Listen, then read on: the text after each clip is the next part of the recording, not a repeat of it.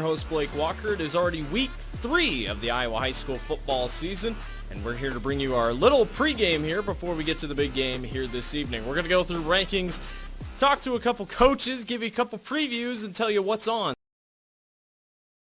with the new rankings released just a couple days ago.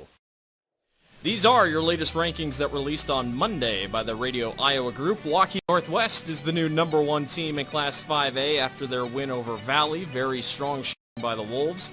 Iowa City Liberty, after they throttle Southeast Polk, jump up to the number 2 spot. Valley drops back to 3rd after the loss to Waukee Northwest. Dowling Catholic settles into the number 4 spot, and Southeast Polk drops to 5th after the loss to Liberty. At the number 6 position, Recruits jumps up to the number 6 position. The Trojans looking very good here to start the season. Sioux City East and their talented quarterback Cal Jepson find themselves in the 8th position, trying to find a little bit more footing against better opponents as the weeks go on. Cedar Rapids Prairie slots in at the 9th spot, and that Cedar Falls defense finishes out the top 10. We're going to take a break, and when we come back, we'll have a couple interviews with the coaches of tonight's matchups. You're watching the CISN Football Pregame Show. We'll be right back.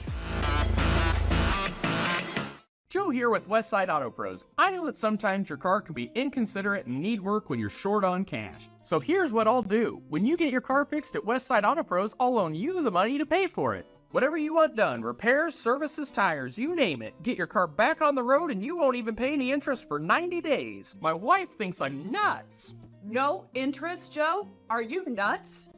Get your car fixed now and pay later only at Westside Auto Pros.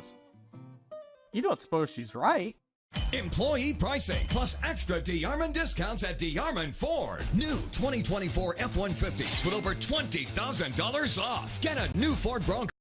$9,000 off, plus 3.9% for 72 months. New Bronco Sports on sale for $37,990, plus 3.9% for 72 months. And new Super Duties with $10,000 off. Extra discounts on top of employee pricing. Only at DeArmond Ford, Indianola. You want to get stronger, faster, healthier. You want more. You want to be part of something bigger than yourself. A place for people of all ages, all walks of life, that provides opportunities for all to succeed. We do that. We're the why. Build more than muscle. Build a stronger community. Welcome back to the CISN Football Pregame Show. I'm your host, Blake Walker. It's time to talk to some coaches here before the big game this evening.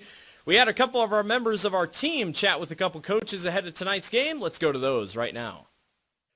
First-year head coach, official head coach of the Saydel Eagles, Saxon Dolan, joins me here on our pregame show here. Coach, first of all, congratulations on the job here. Obviously, you were a defensive coordinator with Saydel, but obviously now you make the jump to a head coach. You're 0-2 here to start the year, obviously experimenting, improving here at this as the season starts. I wanted to talk about your defense first, really. You guys had, I think, 7 interceptions all of last year defensively. You've already got 4 now in just 2 games. This is a player that already has 3. Can you lead into that just a little bit? Is it your defensive-minded coaching that you think has helped you out just a little bit to start? So I think that's definitely something that we can hang our hat on. I think the staff that we brought into place were all defensive-minded individuals. So being able to combine all our efforts and kind of philosophies, we're able to put kids in positions that's helping us be successful throughout games. Our defense, we're really striving just on the mentality of flying around, making sure we're being disciplined players, and then executing at the best of our ability. So I think our players are really starting to buy in. Even with our short numbers that we have, we're really working on that conditioning aspect as well. As we got about 17 or so players, so we have a lot of guys playing both ways, not really coming off the field.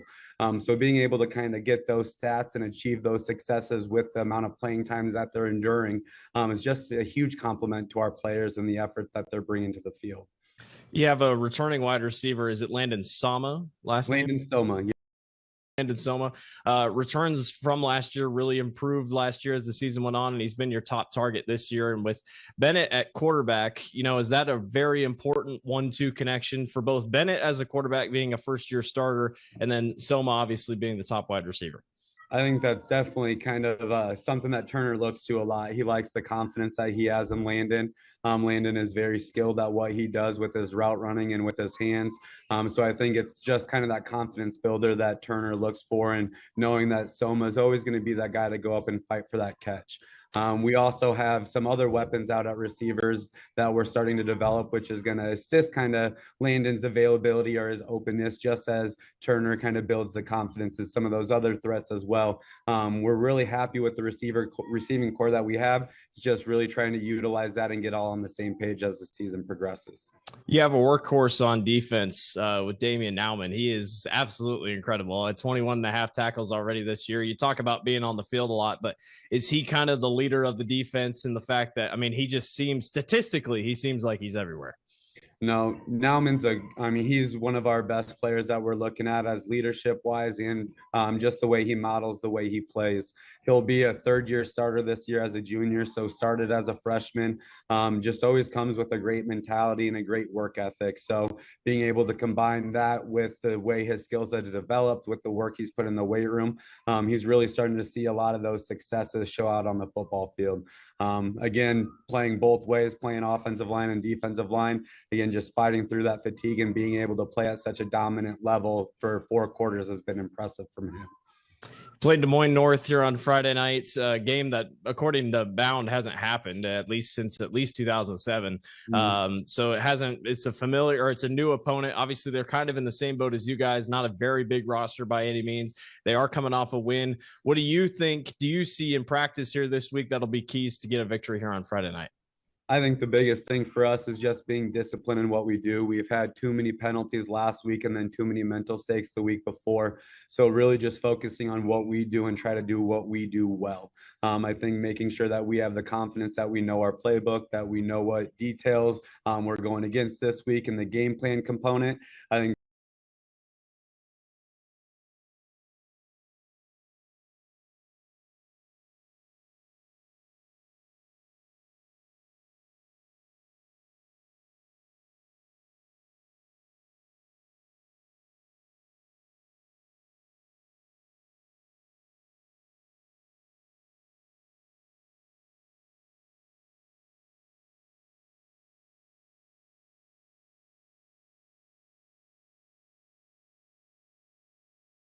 Sports Network, and then we're going to talk about the games itself and who we think can maybe come away with a victory. We'll be right back.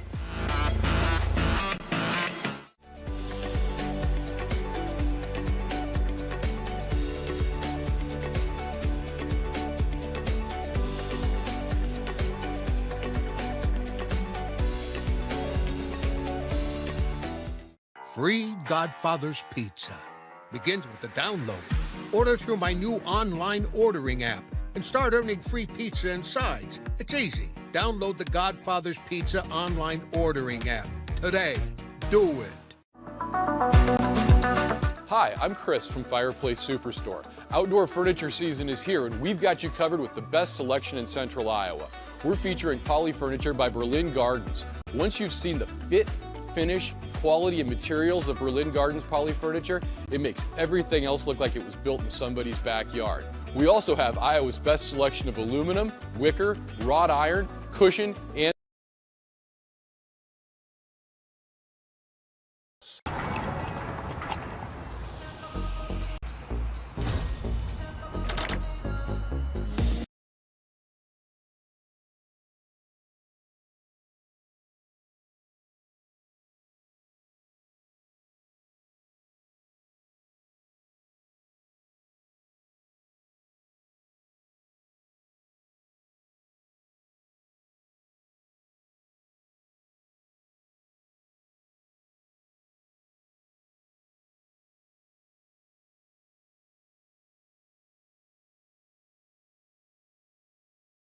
versus 3A matchup happening tonight on the Central Iowa Sports Network. The Saydel Eagles at 0-2 take on the Des Moines North Polar Bears at 1-1, a rare 3A and 4A matchup that we see here on the Central Iowa Sports Network. Saydel 0-2 coming off losses to Clark Community last week 10-0 and a loss to Central Decatur in opening week action 42-21.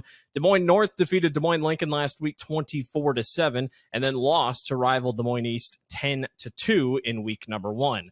Caleb Kennis is the leading factor for the Des Moines North Polar Bears, 25 of 46 this season, 389 yards and 3 touchdowns for the junior. He also leads the team on the ground with 7 carries for 37 yards and no touchdowns. Tavion Boone is his top target at wide receiver, 11 catches this year for 150 yards and 2 touchdowns. And then Logan Hansen carries the bulk of the defense with 17.5 tackles this year. For Saydel, it's Turner Bennett who leads the way. The senior quarterback, 249 yards, 1 touchdown this season. Gabe Hyde is the lead running back for Saydel, 24 carries for 77 yards and 2 touchdowns. And Landon Sama, 14 receptions, 108 yards and 1 touchdown this year. And then Damian Nauman, 21.5 tackles for loss, 6.5 tackles for loss, 21.5 tackles and 2 sacks.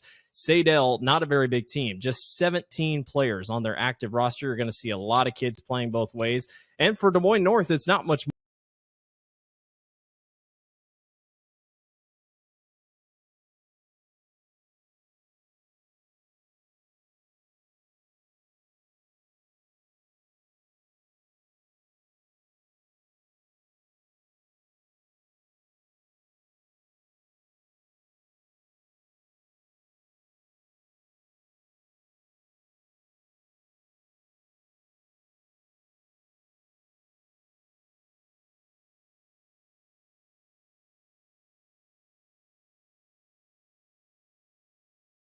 Everyone, we'll see you next week.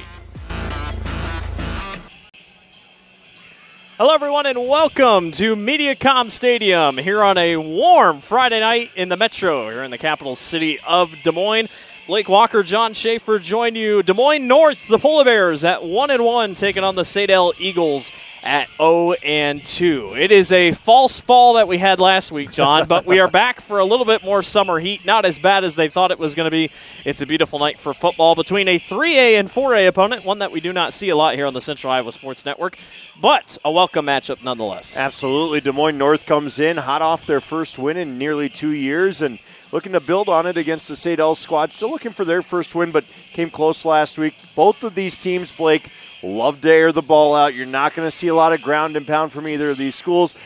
That probably is in part due to numbers. You think about it, a little bit more ground and pound, you're going to wear guys down a little bit more, and you keep legs fresh. Keep in mind, though, Saydel might be a little bit more fresh than Des Moines North. They don't have school on Fridays, so they're well-rested coming into the Friday evening matchup. Saydel opened the year against a loss to Central Decatur, 42-21, then lost to Clark, 10-0 last week.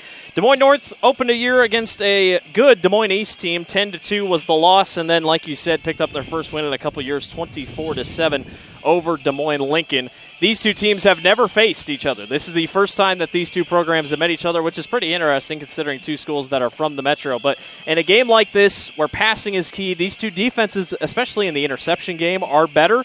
What do you see as some of the keys to tonight? I think for both of these squads, you can't turn the ball over through the air. I think if you're North, get your passing game going. Caleb Kennis has been really good this year. 3 touchdowns, 389 yards. On the other side, Turner Bennett has been just fine if he can get rid of a couple of those interceptions.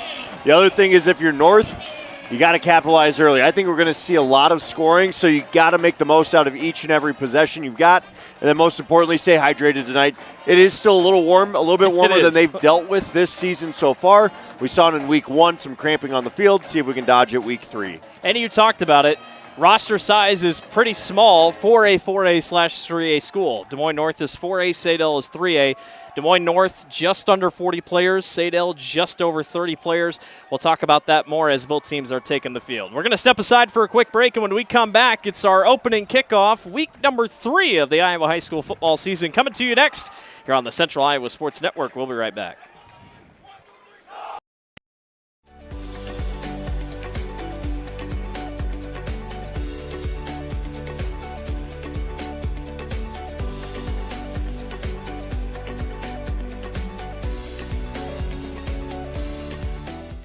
free Godfather's Pizza. Begins with the download. Order through my new online ordering app and start earning free pizza and sides. It's easy. Download the Godfather's Pizza online ordering app today. Do it. Joe here with Westside Auto Pros. I know that sometimes your car can be inconsiderate and need work when you're short on cash. So here's what I'll do. When you get your car fixed at Westside Auto Pros, I'll loan you the money to pay for it. Whatever you want done, repairs, services, tires, you name it. Get your car back on the road and you won't even pay any interest for 90 days. My wife thinks I'm nuts. No interest, Joe? Are you nuts? Get your car fixed now and pay later only at Westside Auto Pros. You don't suppose she's right?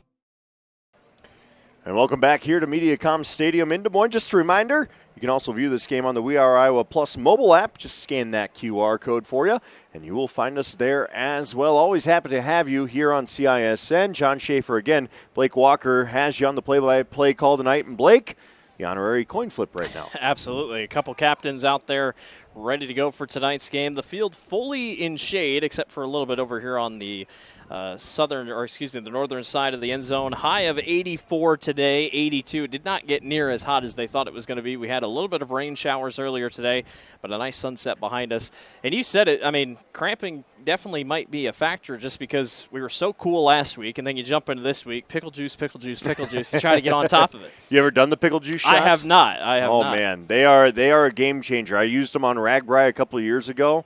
Absolutely works every single time. As you see, Saydel defers, and it looks like North going to receive the kickoff going north to south here at MediaCom Stadium. And I do want to say, too, as a Roosevelt guy, it's great to see MediaCom Stadium in here. I know it's been around now a couple of seasons, but what a great venue for all the Des Moines schools to utilize. Roosevelt, back when I was there, used to play down at Stevens, or down there at Lincoln. And it was one of those where we'd always have to trek to the south side. And if you know us Roosevelt people, we're very proud of Westsiders, and Southside's our rival, so we can't do that very often. And this field is used quite often. It was used just last night. Ankeny Centennial took on Des Moines Lincoln. That was here, so just a nice opportunity for these teams to play here. And I know it's used during the postseason as well. If Dowling and Valley make it to the same home postseason advantage, Dowling usually gets to play here, so really nice advantage for both these two teams. Des Moines North tonight wearing all black. And Saydel going to go with the all-white look. Again, we talked about it. Both these teams just haven't quite got over the hump a little bit here the last couple of years. Saydel has only got 2 wins in the last 4 years. Des Moines North picked up their first win in 2 years just last week. This is a big game, early season for these guys, also non-district in a way. So these coaches came together and said this could be a matchup we like. Yeah, and I think, what's great about this is kind of that great feel of the realignment in classes and things like that as well. A North team like this would have been stuck in 5A football or 4A football 3-4 years ago and would have still been on that losing streak. Instead, they get to play some teams that have similar number sizes, similar talent-wise, and they get a chance to really compete. And I think that's been the big positive that I'll take away from the association's move to this setup. Saxon Dolan is the head coach for Saydel, making his just 3rd career start as the official head coach. He was defensive coordinator for a year. He's a Cedar Rapids, Washington alum, played football at Grandview. Both these head coaches, both Saxon Dolan and head coach Gabriel Arroyo, both played football for the Vikings. So might be another connection. The Woodley coaching tree spans wide across central Iowa. Possibly why they wanted to try this matchup in the first place. You never know. Damian Pestana is going to be the one to kick off here for Saydel. And Tavion Boone is going to be back to receive along with Moses Sereno. So here we go. Saydel and Des Moines North. Week 3 of the Iowa high school football season is underway as Tavion Boone, a do-it-all kind of athlete, multi-sport athlete, takes it from the 9-yard line. And we'll get this one up to about the 26, 27-yard line. Brings out a Des Moines North team that you talked about it, John. They do not run the ball. And even when they do, it's not really that great. It's all off the quarterback that they run. Yeah, Caleb Kennis is one of those guys. 7 attempts, 37 yards on the ground in 2 games total this season. Tells you all you need to know. When the quarterback is your leading rusher and only has 7 carries, he's going to chuck the pigskin a lot, and he's going to be looking for that man, Tavion Boone, the senior. 11 receptions, 150, and 2 tutties on the year as well. So we'll get a first look at it as they kind of run a little one tight end, single back pistol look here. Moises Sarcino in the backfield here with up under center. They go fullback dive right up the middle, and Saydel all over top of it, a loss of about 1. And there we talked about it. I mean, Saydel, I think both these teams, you'd think Des Moines North a little bit bigger up front, but Saydel, I think, prides themselves on a little bit better of a linebacker play. Yeah, absolutely, and we see him clog up some holes there. And I also have to just say Des Moines North must have heard us talking about how much they throw the ball and wanted to prove a point Yeah, here. come out with a fullback dive. So we'll see how this continues, but got to watch out for those Saydel linebackers in a 3-3 kind of setup here. They like to run 5 into coverage, knowing what North's going to throw at them. North has 2 very talented wide receivers at Tavion Boone and D'Angelo Bush. There's Kennis back to throw. He's going to pump fake once. Now tries to take off, and he is wrapped down in the backfield by Damian Nauman, who leads the team in tackles coming into tonight. 21.5 total tackles. He's a guy that, on a team like this, a lot of guys have to play both ways. He's a workhorse. Yeah, and again, you see it there. I think the linebackers kind of got into the head of the quarterback in Caleb Kennis, because I think he was looking at D'Angelo Bush there, and then he saw the collapsing linebackers as he pump fakes. Heck of a job to hold on to the ball, too. But, yeah, Saydel's swarming to that ball right out of the gates, and I really like what I'm seeing from the White Hats out there. 3rd down, and give it 13. As we got a whistle coming in on the near sideline, and it's a knee pad issue for number 10 for Des Moines North. That's Edmund Ashima, who did not have his knee pads, or his knee pads are above his knees, so it's a big no-no. Bring him off the field, and they'll have to get that fixed. That being said, I think that'll be a warning to the rest of the bench, too, to take care of that equipment. Robert Chestnut comes in. Here's Kennis back to throw on 3rd down. Fires over the middle. It's incomplete. Had a man in coverage there. That was Blake Mears for Saydel, and Des Moines North goes 3 and out on their first possession. Just a sophomore there in coverage, but stuck with the wide receiver nicely. Didn't give him any chance to really on that 3-yard in cut. And now you see a punt on the way, and here's another thing you don't see much from North, and that's punting. Tavion Boone will be the one to kick it off, and Spencer Arns will be the one back to receive, and he is playing very shallow here. Even saw him kind of just come up on it. Saydel content to maybe just let them take this. Maybe playing a fake here, too, just to be safe. Boone has the ability to do that in the backfield. Here is Boone, who will punt it. A little bit of carry, going to get past the 50. Will it take a north bounce? They won't let it take an extra bounce. And Saydel gets great field position from the 47-yard line.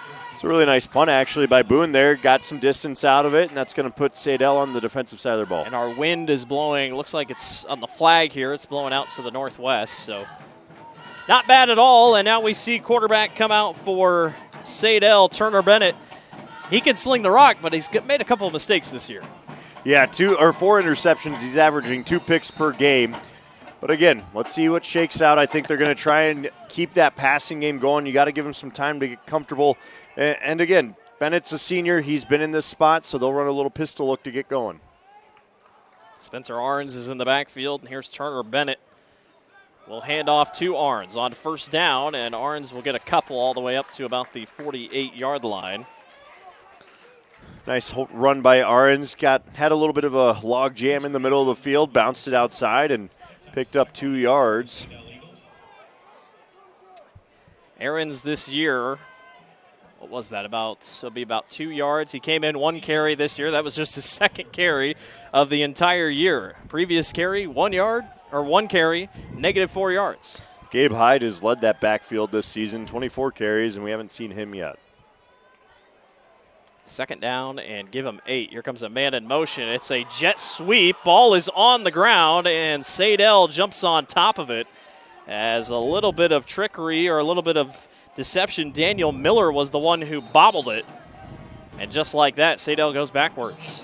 Yeah, that's a dangerous spot there, and we're going to get a clock stoppage here. I believe they might call this an incomplete pass. It was forward. It doesn't matter if it's underhand or overhand. It is a forward pitch. So, would be a fumble. The down or not marker, a fumble, an incomplete. The down marker is still at the 49-yard line, and that's where they're going to put it back. So it is an incomplete pass. I guess that's one way to make a shovel pass work your way. It was just a little late. It bobbled up. Luckily, it didn't go back. But even then, even if it was recovered, still would have been coming back. So. Coach Arroyo having some words. Doesn't necessarily agree with it, but. 3rd down and 8 for Saydel. One high safety here for North, and then I think we're going to get a timeout from Saydel. Bennett's having problems with the play call. I thought maybe he was going to try one of those fakes where the quarterback fakes and runs over the sideline, but issues for him on his play calling sheet, so head coach Saxon Dolan will call a timeout. See what North does here on 3rd and 8. Feel like you go man-to-man here just to try and make life hard on these receivers. A little bit of cover 1 with the safety high. Des Moines North, 3 interceptions as a defense already this season. Quite a few forced fumbles, though. 4 already this year on the young season. Eagles will trot back out on 3rd down and 8 from their own 49. First down markers all the way at the 43-yard line.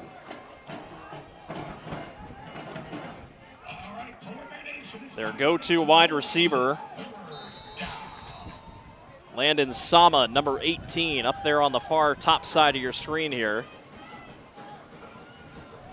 Play action fake. Bennett's going to fire this one short, and it's caught. Going upfield for the first down is senior Vincent Wheeler with his first catch of 2025. Great play action, and then no hesitation there at all from Bennett. Finds that Wheeler kid, and he just rumbles ahead for the first down, and there's your first down of the evening. A little bit of a nicer fullback fake. Bennett, one of those quarterbacks that will come over to the sideline and then come back. No hand signals in, just direct communication. I think, again, when you've got a school this small, that's kind of just how it operates. No one-way communication like in college and in the NFL. So what better way to do it than go right back to him, as we got a flag down, or excuse me, a timeout is called by Des Moines North before the play was even snapped. And we are not even 3 minutes in, and we've got 2 timeouts, one taken by each side. Yeah, defensive coordinator there wanted to get his team set. You can see him a bit animated there in the huddle, just saying, guys, we've got to read the offensive movement. And so I think it's probably one of those where either they were in a zone and they needed to be in a man, or vice versa. Yeah. So we'll see what happens as sun continues to set here in Des Moines, Iowa. It should be a pretty nice night, all things considering. Great patio evening after, if you're watching at home. Hopefully you pulled us outside and enjoying yourself. The cool air tomorrow will not exist. There is no cool air tomorrow. High at 93. Yeah, our 7-year-old soccer team's going to love it tomorrow. So. I will say the humidity will not be anywhere near what it is in the summer. I guess that's what we get for fall heat. We went the State Fair weekend that it was 98 or whatever, and that was pretty terrible. So I think we can handle tomorrow. No problem. Tyson Sparger and Shane Scott are the 2 wide receivers nearest to us. As here's Bennett on first down, going to give the handoff off the right side to Spencer Ahrens, and Ahrens will take it forward for a couple. North brought 5 up front there, and Saydel really handled the trench nicely, and Ahrens just had that edge and was able to get out there. Gabe Hyde is on the sidelines. He's wearing a Guardian cap, standing near the head coach, Coach Dolan, but obviously not coming in. And you talked about it. He is their main workhorse coming into tonight with 24 carries, 77 yards, and 2 touchdowns. But they're going with Spencer Ahrens in the early portions. Here's a pitch off to the left side. Ahrens going to try to work his way to the edge and going to get a couple. It's going to be 3rd down and short. Great pursuit by Johnny Keene on the backside there, and catches up with Ahrens on the run. And I think the one thing here is if your typical running back and Gabe Hyde is actually out in this game, why not put a senior in the backfield? He knows the playbook, and I think that's why you're seeing Spencer Ahrens get the bulk of the load in the backfield right now. It'll be 3rd down and about 3 to the marker. You got to feel it's 4-down territory here for the Eagles. He's got 2 wide receivers here on the near side and 1 tight end up front. Here's a handoff again to Ahrens, and Ahrens is stood up by the Des Moines North defense. Maybe got back to the line of scrimmage. Actually might have lost half a yard, if not 1. And the Polar Bears come up big on third down. Tet Yar wrangling Aaron's at the line of scrimmage basically there, so that'll bring up a 4th and 4. And this North defense is batting down the hatches a bit in the trenches, and polar opposite of what we kind of anticipated tonight so far. A lot of ground game for both these teams. Maybe it will be a defensive game like we all thought it would be. They spread him out here on 4th down and 4. Here's Turner Bennett back to throw. He's going to fire. This is dropped. Intended for Shane Scott, the junior. It was a really good play. Great throw. Shane just couldn't hang on. Yeah, no 24 in the North lineup chart that I'm seeing. Let me just see if I can find anybody. 24 not listed on the roster, but came in with a late punch there to jar that loose.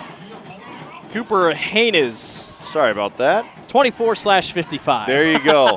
One of those jersey switchers. That'll do it for you. But great defensive play. Comes in at the last minute, punches it out for the incomplete pass. And now it's the Polar Bears' turn to flip the script again. Buckle up. It might be Big Ten football on a Friday night here in the Metro. Hey, not all Big Ten teams play Iowa football, guys. 1st down and 10 for Des Moines North, getting back going on the offensive side of the ball. Here's Kennis going to fire this one out short, and it's incomplete, intended to Tavion Boone. That's his go-to there. Kennis just coming back saying, my bad. He just let it go a little too early, I think, on that one, and needs to give Boone some time to break off of his DB there. Be 2nd down and 10 out of the huddle here for Des Moines North.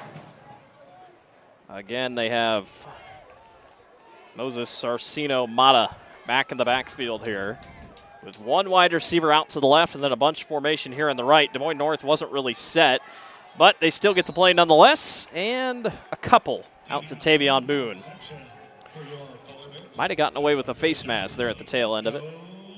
Cord Patterson was still trying to figure out who was on and who was off there, and before the ball was even snapped, next thing you know, he's looking, oh, we're moving, okay, let's go, and that led to the no gain. Couldn't get out on his block. A 3rd down and 10 for the Polar Bears, trying to get some positive yardage here. They've been stuffed here to go. Kennis going to go deep and just overshoots his intended target. That was D'Angelo Bush. D'Angelo Bush showed the speed there. I think he broke in just a little bit more than Kennis wanted him to, but that's come back to that play a little bit later if you're the Polar Bears. Was just out of reach, so not bad at all.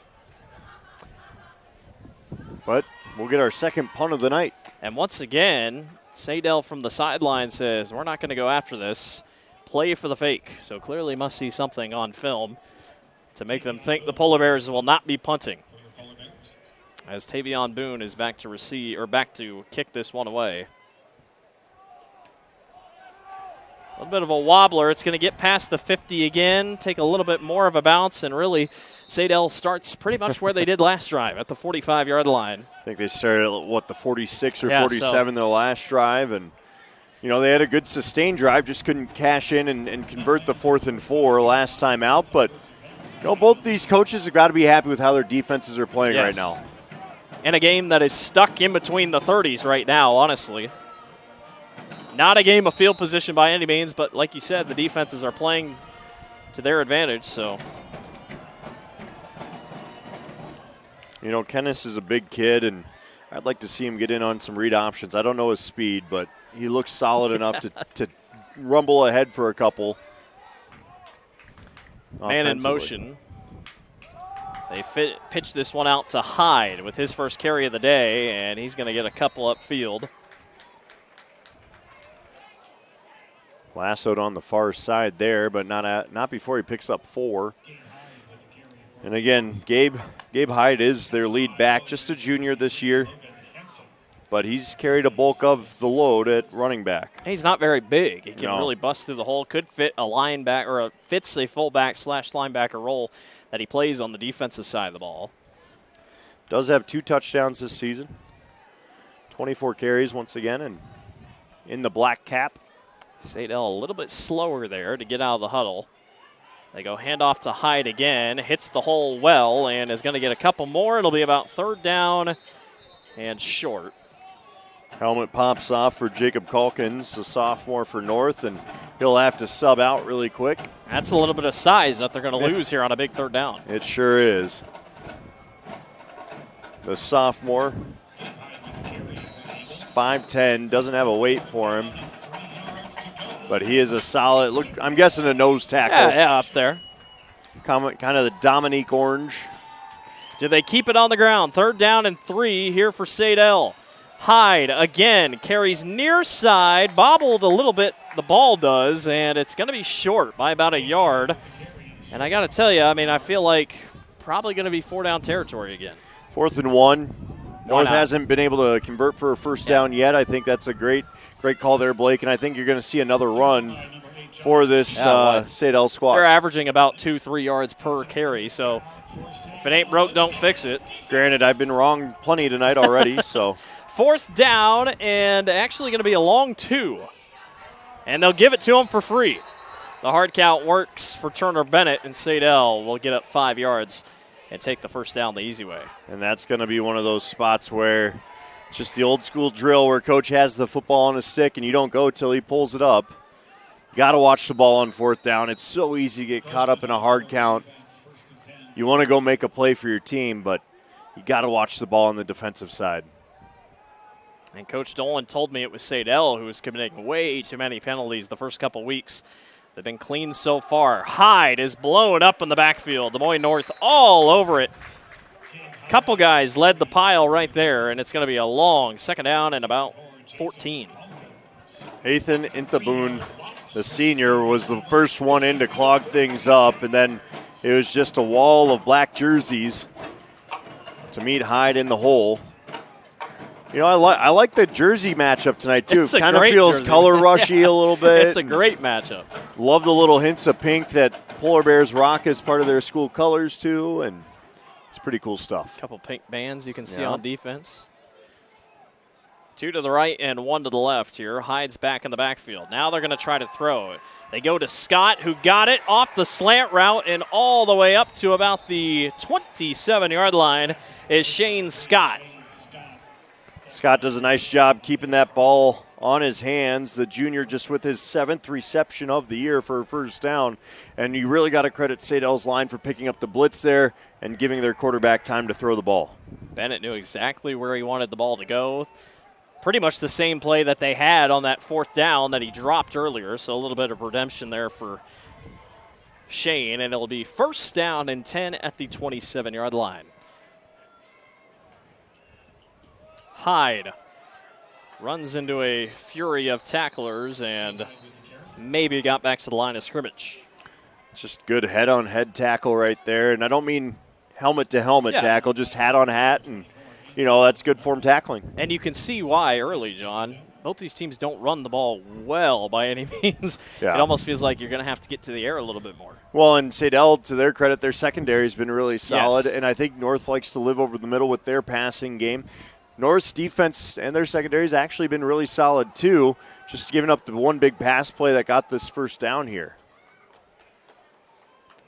Pitch outside to Hyde. Can he get to the edge? Breaks one tackler, stays on his feet. Hyde keeps pushing. Down inside the 10, all the way to the 9 is Gabe Hyde.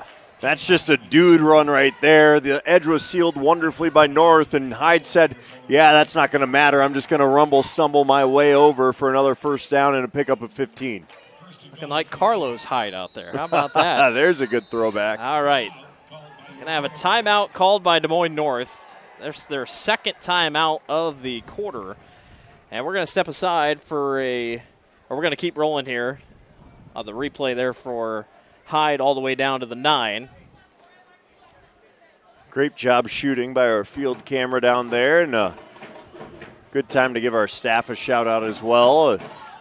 You hear me and Blake. What you don't see and hear are our 3 camera ops and our director who are navigating the evening as the day goes on. So big shout out to them, and you can thank them for that great camera work there. Gavin doing great work down on the field.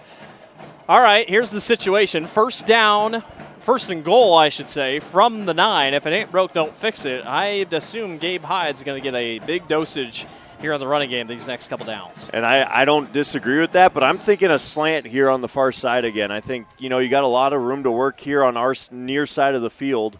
And so maybe look for a quick slant, but I think you're right. You'll see the run first, and then if you're not punching much in, take it to the air, maybe a back corner. 1:51 to go here in the first quarter, flying by here at MediaCom Stadium. Gabe Hyde back in the backfield here. Look for Shane Scott right here nearest to us. And 2 wide receivers to the right, man in motion. Here's Hyde again, this time met in the hole. Really nice tackle by Cooper Hannes. Yeah, Mr. 24/55 in your programs, and he does a nice job to just meet Hyde at the hole and doesn't let him break through it. Hannes did a great job getting there. Initial tackle. It's hard to bring him down on first contact. Been really impressed with how North's played on defense so far, too. I know they've given up a couple big plays, but really, they've played solid in interior and very good on plays. First down. Yes. I will say, Saydel has not gotten much on first downs. Takes them a little bit.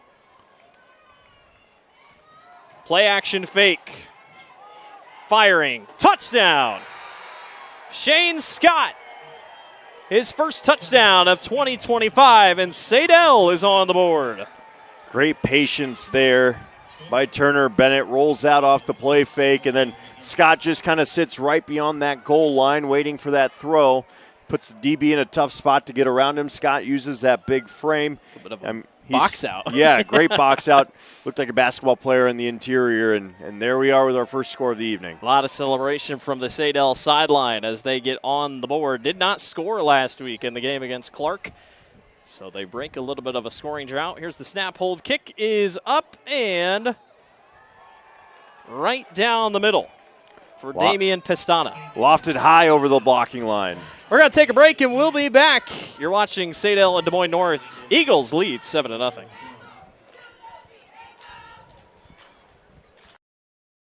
Employee pricing plus extra DeArmond discounts at DeArmond Ford. New 2024 F-150s with over $20,000 off. Get a new Ford Bronco with $9,000 off plus 3.9% for 72 months. New Bronco Sports on sale for $37,990 plus 3.9% for 72 months. And new Super Duties with $10,000 off. Extra discounts on top of employee pricing. Only at DeArmond Ford, Indianola.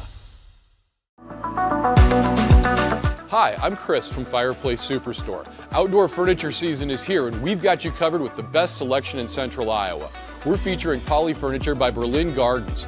Once you've seen the fit, finish, quality, and materials of Berlin Gardens Poly Furniture, it makes everything else look like it was built in somebody's backyard. We also have Iowa's best selection of aluminum, wicker, wrought iron, cushion, and sling. Fireplace Superstore, just west of Homemakers at 109th and Douglas. Side kick as we return here on the Central Iowa Sports Network. Saydel tries to catch Des Moines North off guard, but the Polar Bears saw it coming. Amir Trent picks up the onside kick, and for the first time tonight, John, the Polar Bears have the ball in Saydel territory. Plus territory here. Don't waste it now, and that's really good discipline by the North High special teams unit there to stay on their toes. Some of those will catch you off guard when it's that early and you're not looking for it, but I don't hate the call at all. No, I think Saydel's been doing a really good job. Again, they put 5 back into coverage. They're daring North to throw the ball right now. So first down from the 49. As a flag is thrown here on the near sideline, and somebody might have gotten a false start. Looked like an offsides on Saydel. Oh, well, that might be it too. I saw a defensive lineman jump. We'll see if he was cued off or not.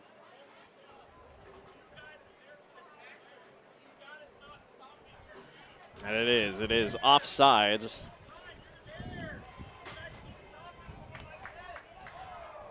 So that'll move it 5 yards, and that's the biggest play of the day so far for Des Moines North. Yeah, it is. Positive yardage here. We'll see if they just try to keep going to the air. Obviously, the running attack just has not been their thing this year. You just don't see a lot of teams run a 3-3 stack defense, No. And I think that throws you a little bit. That's where game film comes in so big. That's Saxon Dolan and that defensive-minded head coach that he was last year. Kennis fires just behind his intended receiver. Bush was in there, kind of got checked in the stomach. It was a little bit behind him until he second down. Well, and it's a good thing it was a little bit behind him. Otherwise, he's running into a freight train across the middle. And like I said, that seems to be where North wants to live. And we're starting to see a request from Bush for a sub here because he's feeling that one still. Yeah, took that in the solar plexus. Got checked right in the stomach. And you said it. I mean, it was a little bit of not quite a hospital ball, but definitely going to have double covered. And that's where it's really an interesting defense, and that's where your ground game's got to get going if you're North right now. Sarcino Mata is back in the backfield. Here's Kennis on 2nd down and 5. Kennis is going for the long ball. He's got 2 guys in coverage, and it's picked off. Shane Scott making all the plays today. It's the 5th interception of the year for the Saydel defense, and the Eagles are in business. Triple coverage because you had 2 wide receivers in the same area. I don't mind the play call. You got to take your shots, but that's just a great play by Scott. Back-to-back drives now. He's been the key player on each. Shane Scott has been the guy here to start. He's already got a touchdown, a couple grabs on offense, and now a grab on defense. 5th interception for Saydel this year already defensively. When I talked to Coach Dolan, he said we pride ourselves on being ball hawks. They've done that already here the first couple weeks. And if you're North, I think you got to find a screen game in there because you're getting so many players dropping back into coverage. Get some underneath passes, get something a little bit smaller, and let someone get some room. Clearly prepared for the passing game. So now Saydel will start from their own 14, deepest they've started all night. Here's Bennett on 1st down, going to roll out, fires downfield, right into the breadbasket, and a big 1st down to Landon Sama. Turner Bennett looking like Danny Dimes out there with the drop into the breadbasket. That's an old-fashioned, just beautiful pitch and catch, and Saydel clicking on all cylinders right now. That was an absolutely phenomenal ball by Turner Bennett. Landon Sama, his 15th catch of the year.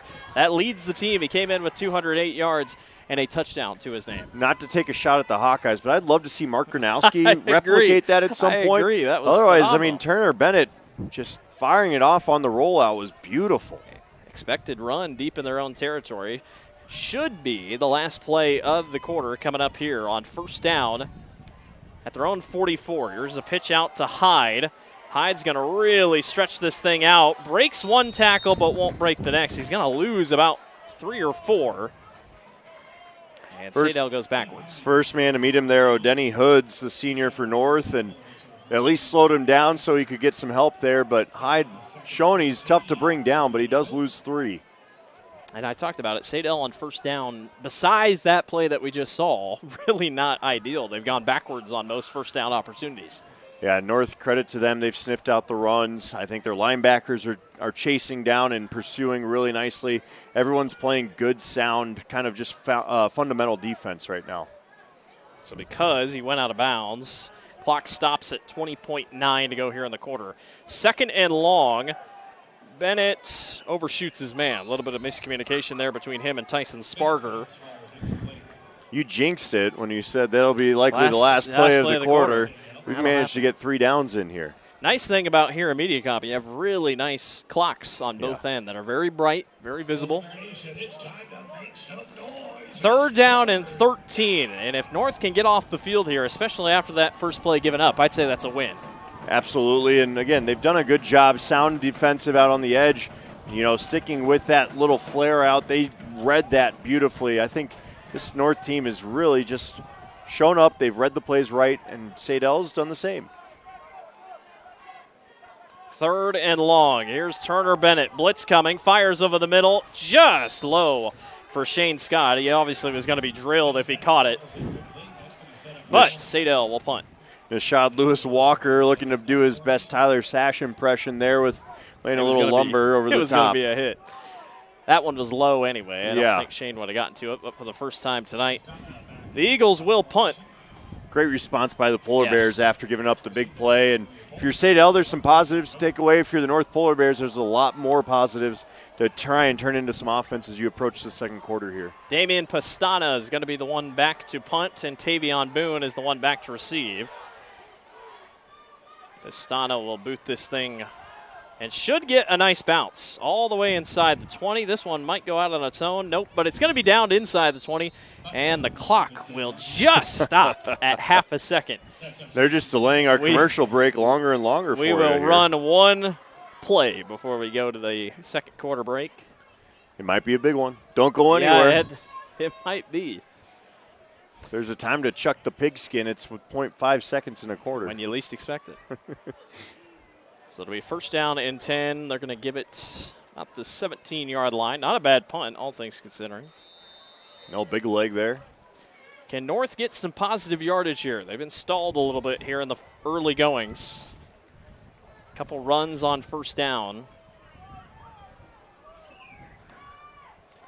Here's Kennis.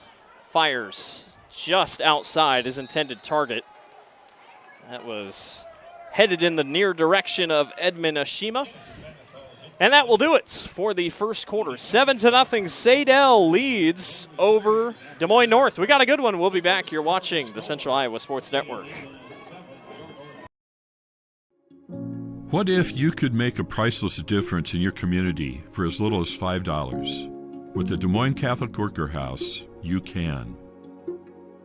For nearly 50 years, the Des Moines Catholic Worker House has given the homeless and low-income community a place to feel welcomed. With your support, we could turn 3,000 free meals each month into 4,000. We could build a brand new warming and cooling center in our future facility. We could provide more hygiene products, more clothing, and more hope to those who need it most. Feed the hungry, clothe a neighbor, and spread your generosity throughout Des Moines by scanning the QR code on the screen right now. Donate online via PayPal or mail a check to make a priceless difference in your community today. Thank you so much for your support. And we're back here at MediaCom Stadium once again.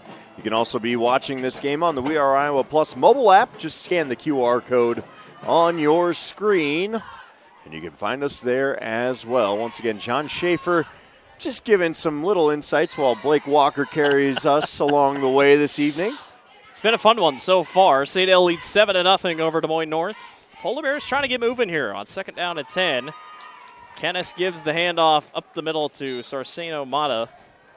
Not much, but on second down and long, you might as well try a draw, see if you get the defense off guard. Pick up a couple there, and you got to go back to the air now on third and long here. Otherwise, you're going to be punting for, the third or fourth time tonight. And the punts have not been great by any means. But the wind will be working at their back a little bit more here, too. But let's not discount a nice little pass here. But like I said, a lot of slants, and they haven't been working for North because Saydel's clogged up the middle of the field. Right. I think right now you got to find a little screen or a tunnel screen out to your wide receiver, something along those lines. 3rd and 7 from the 20. There's Kennis going deep up on the post, and this one just out of reach of Robert Chestnut, the 5'11 freshman. Kind of stopped running his route. He might have gotten there. And you saw him kind of put 2 hands on his helmet after because he was thinking the exact same thing. It was just over his left shoulder instead of his right, slowed down a little bit. Tough read to make. I think Kennis has put the ball in the right spot for his players to make a play for the most part. But again, a lot of deep shots, and you need to chip away a little bit more at the Saydel team. Saydel this time, maybe. Aaron's kind of looking back, says, man, I'd love to go back there and try to return, but they are not. But just when you least expect it, he's going to be the guy that jumps in as it settles and then just takes it to the house. Davion Boone has the ability to run. This one's a little high, though. He's able to corral it. It's a line drive punt that will take a Des Moines North bounce. And why not? All night long, it feels like Saydel started from the same exact spot. They'll start it from the 44. About 45. So they've started from the 45, 45, 46. And they like to be in that spot. The only drive they didn't start from there was the pick down here inside the 20. But other than that, Saydel's had good starting position. Just haven't been able to capitalize on more than just the one drive. Again, we'll see how North handles this first down. They've seemed to have the read on it.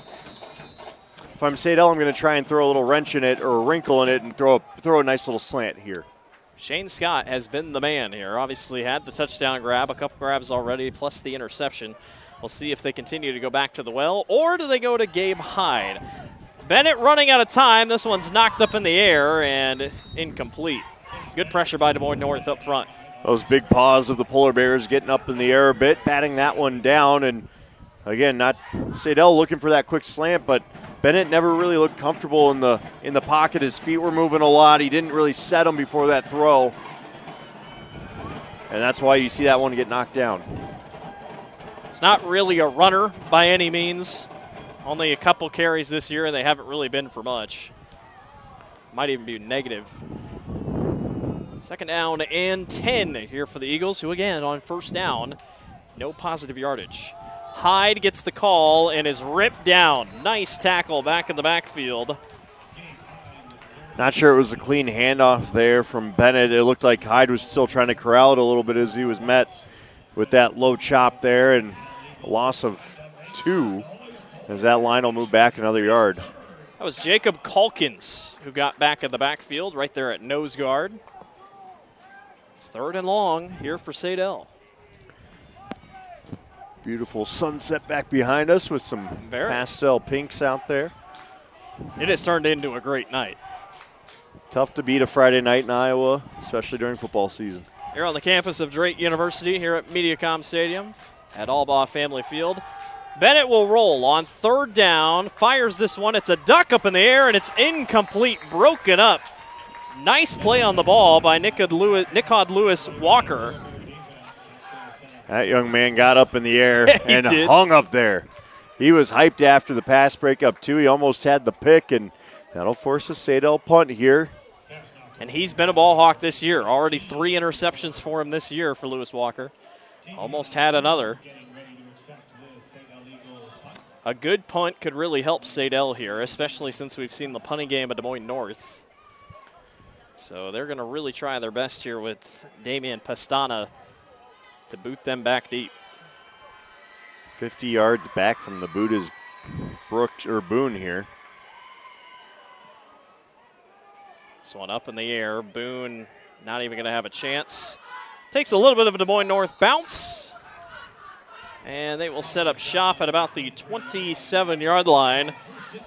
Well, what do we need to see? Obviously, the running game just has not been it for the Polar Bears, but have shown flashes in the passing game to possibly make something happen. Yeah, absolutely. They're taking shots, which I like. But, again, you got to find something in the intermediate area or even the short ball, something behind the line of scrimmage. Give someone a chance to feel and catch that ball in their hands and try and make a play. It feels like North hasn't even really given anyone a chance to make a play yet.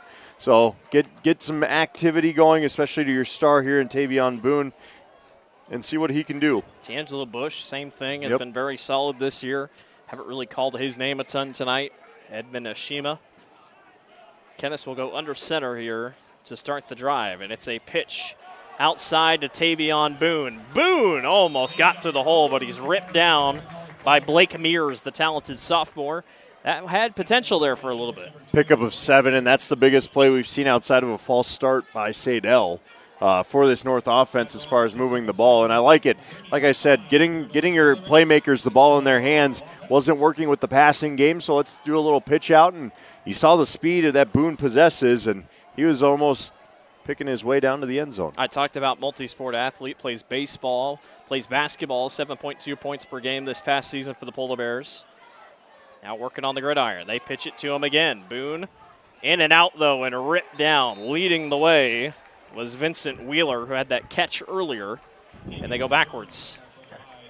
Yeah, Damian Nauman in there, too, kind of sealed things off on the right side. Didn't let him get out. Didn't let him break outside. Again, just sound assignment football. It's what a difference it makes when you just play your fundamentals. So often you want to go chase a guy down and be the big play when you just need to do your assignment. Yeah. 3rd down and 5, so they didn't really lose a ton. Got back to the line of scrimmage.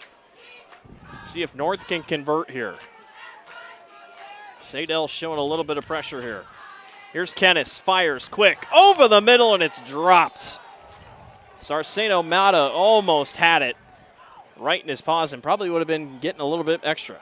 Would have been a first down for sure, and you're certainly right. He had some room to run after that. He's only had 1 catch this season for 7 yards, and that's one he likely needs back or wants back badly because that ball was put on right on the spot he needed it. He's been a force to be reckoned with on defense, but like you said, offensively just hasn't quite been the season he's been looking for. Saydel, once again, not going to put anybody back, and Tavion Boone will punt this one away with 8:26 to go in the first half. Saydel leading 7-0. Great punt by Boone, best of the night. And we'll take a little bit of a bounce down to the 32-yard line. And Saydel will come back out offensively. What I like seeing about, even though North punted it there, when Sarcino Matta got back to the sidelines, everyone came over, gave him a pat on the helmet, said, no biggie, let's move on, let's move on. Years past, I don't know that would have been the case, again, under some of the past leadership and things like that. So I like what I'm seeing out of the team unit with this North sideline right now. Coach Arroyo here with Des Moines North. Second year as a head coach, jumped on as an interim head coach last year. He was a Grandview graduate, played football for the Vikings. Assistant coached at Van Meter for 5 years, went to Hoover, was a DC for a couple years. We got a false start here on Hoover. The guard jumped. And Saydel's backing up again on first down. Well, I'll tell you, he's not the only Grandview coach around these parts of town these days. When you got Woodley that's coaching on the main field over there in the blue oval and then across the sidelines as well. Grandview's got a presence everywhere, and it speaks to what's happened over there at the NAIA powerhouse that is the Vikings program. And picked up a win last week over Benedictine. Have they picked up where they left off since Woodley departed? I guess it's year one. Yeah. So, of course, it's been the shuffle across Iowa and FCS and NAIA. Benedictine was ranked 4th. Okay. Grandview was ranked 1st. Okay. So that's a top 5 there win to you open go. the year. There so you they go. clearly started right where they left off, defending national champions. Of course, they couldn't win when I was there, but whatever. Todd Stepsis jumps from Drake to UNI, filling the Farley vacancy there. I love that they're staying Yes. here. I think it's really cool. So first down and 15 after the false start. Gabe Hyde gets the call on first down and gets maybe a couple. Conservative play calling here for Saydel. You at home might be sitting there saying 7-0 football game. I'm a little bit bored. I'm loving this football right now. If you're a defensive fan, it's great to watch. Yeah. I think both these teams are jamming up the middle. You're going to have to start seeing some shots taken. It's going to lead to a lot more excitement, but I've been really impressed. One play changes the game. It sure feels like Des Moines North. I know they haven't gotten things going offensively, but one play, that's all it takes, and this game changes. Same thing for Saydel to possibly put this at 2 possessions. Ball at the 28-yard line. Play action fake. Bennett, here comes the pressure and has to just get rid of it. Yeah, I would have just gotten rid of it, too, if I saw Johnny Keene coming down the tunnel like that, too. He was on his horse looking to light him up. But also you got to credit Turner Bennett tonight. Hasn't thrown an interception yet. He's taking good care of the ball, made the right decision. That's another one of those where made the right decision, threw that ball where only no one could get it or a player might make a play on it from his side. So played a little bit of quarterback last year. Now obviously jumps into the starting role this year. Third down and 14. Saydel, Des Moines North has been very good defensively at this point. Crowd's going to get a little loud here to try to help out the Polar Bears. Here we go. Bennett back to throw over the middle. Incomplete, broken up. It was almost picked off by DeMonte Hardiman. There was a pack of polar bears back there waiting for it. I didn't realize polar bears hunted in groups like that, but here they are.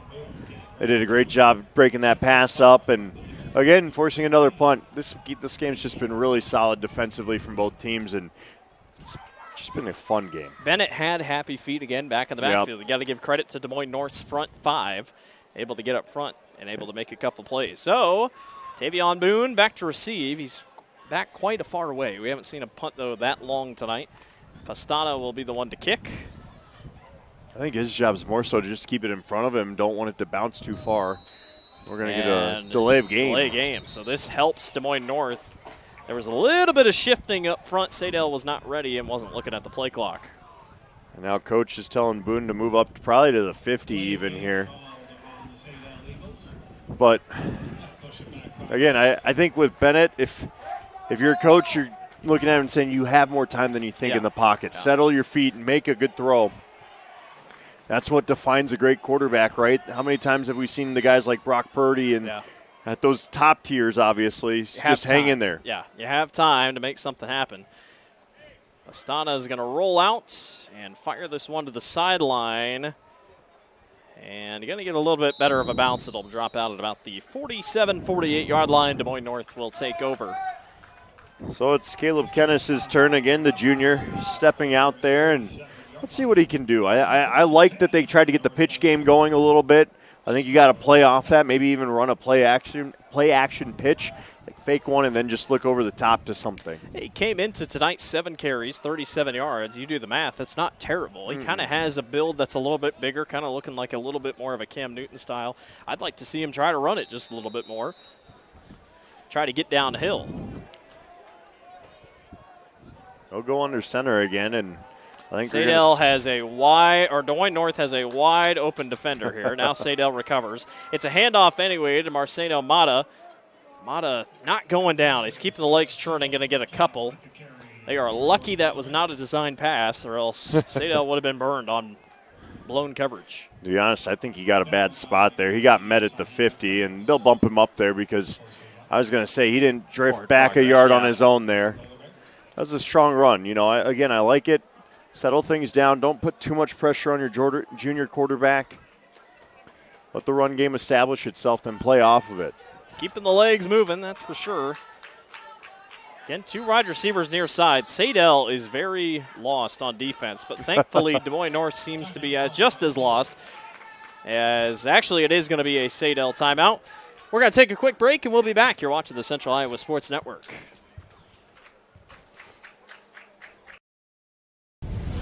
Ever have one of those awkward moments when a business disappointed you? You got ripped off? Didn't get what you expected?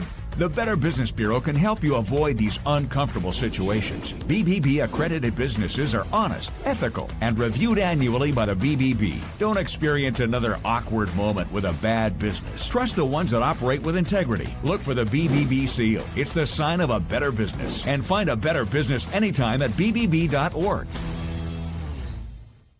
Employee pricing plus extra DeArmond discounts at DeArmond Ford. New 2024 F-150s with over $20,000 off. Get a new Ford Bronco with $9,000 off plus 3.9% for 72 months. New Bronco Sports on sale for $37,990 plus 3.9% for 72 months. And new Super Duties with $10,000 off. Extra discounts on top of employee pricing. Only at DeArmond Ford, Indianola.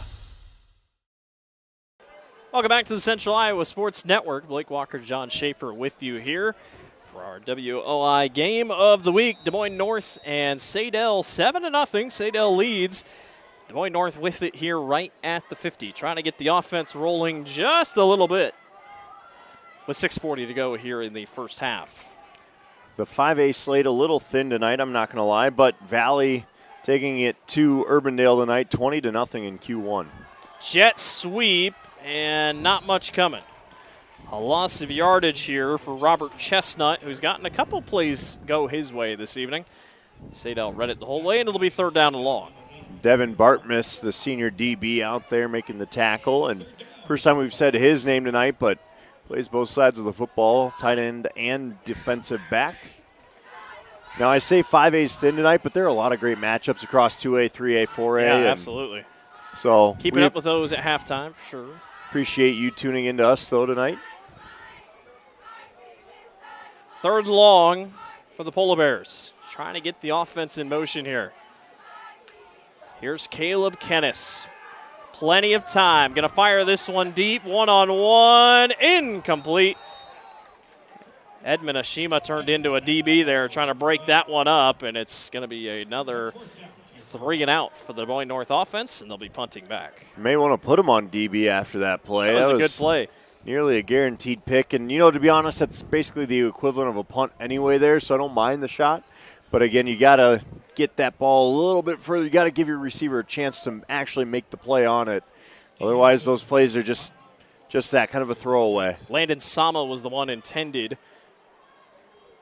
or the one who was almost going to get away with the interception there for Saydel. Eagles not going to put anyone back. Seems like that's going to be the play tonight. Tavion Boone We'll punt this one away. This is a great punt, but not going to quite take the bounce he wanted. It's going to die at about the 19, 18-yard line. And Saydel will come back out. Turner Bennett bringing his offense back out on the field. Field kind of flipping now North's way a little bit. So if you can get a stop here defensively, you got to like how you're going to position yourself maybe back towards the 50. This is kind of how it went for Saydel in the first quarter, right? They were pinning North back inside the 20 a bunch, and then it just kind of flipped for them and ended up in the end zone. And North needs some points here before the end of half, in my opinion. It's a game where I felt like it really hasn't mattered, the field position, but it's definitely been a factor in a way. I don't think their offense has changed much based on it, right? Absolutely. Gabe Hyde is the back here. First down and 10 from the 18 for Turner Bennett. And the offense trying to extend this lead. Here's Hyde. A little bit of a misdirection, but it works out. Gabe Hyde going to carry the load all the way up for about 9 yards. That was almost a disaster in the backfield. The old-fashioned counter look almost there, and Hyde made the most of it, found the hole off the left side. I think that was supposed to be a design run to the right, to be honest. And it worked out. Still played the way it needed to. And that's the first down we've seen the run really be successful tonight for Saydel. So about a yard to go to the marker. First time, yeah, you said it, first time on first down. As Saydel's really been a play to have. I feel like they'll probably go right back to him. Hyde bobbled it for a second. There is a flag down, though, really late. I think it could be a hold here on Saydel. I think one of their offensive linemen got toppled and then just grabbed on for dear life. I don't even think he got the first down anyway. He might have been about a yard short. I'd still take the penalty if it is a hold. Drop him back another 10 and make him replay it. See what the call is here.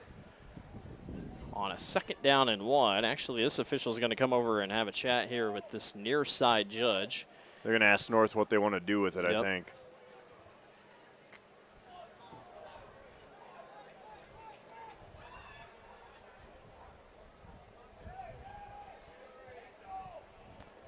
Holding on Saydel is the call. So that's going to back him up 10 yards. So it should be about second down and 11 when they get back rolling here. I think that's the right call there. Back them up. Don't give them a chance on third down here necessarily. Now, it's not to say Saydel won't pick up a good chunk here with a pass play. Would have been about third down and 2, third and 1. So, yeah, not a bad call at all. Saydel with a little bit longer to go. And North looks to be man-to-man here on defense. Bennett back to throw. Going to fire this one short, and it's caught upfield by Landon Sama. Gets a good chunk of it back to about the 25-yard line. Be about 3rd and 4. And if you look at Landon Sama, he's got his right hand wrapped up in a cast. He's making catches with one hand out there and then doing everything he can to protect it. A big lineman cast over there. Tough kid. Senior wide receiver, knows it's his last season with Saydel and says, you know what, I'm going to play through it if I can. Big third down, 3rd and 4. Both teams have struggled on third down tonight. North looking for a big stop. Could help them get some good field position here before the half. And Coach Dolan says, we're going to think about this for a second. Takes a timeout. We're going to take one with him. You're watching the Central Iowa Sports Network.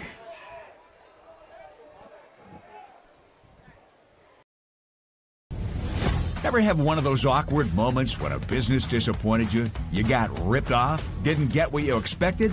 The Better Business Bureau can help you avoid these uncomfortable situations. BBB accredited businesses are honest, ethical, and reviewed annually by the BBB. Don't experience another awkward moment with a bad business. Trust the ones that operate with integrity. Look for the BBB seal. It's the sign of a better business. And find a better business anytime at BBB.org.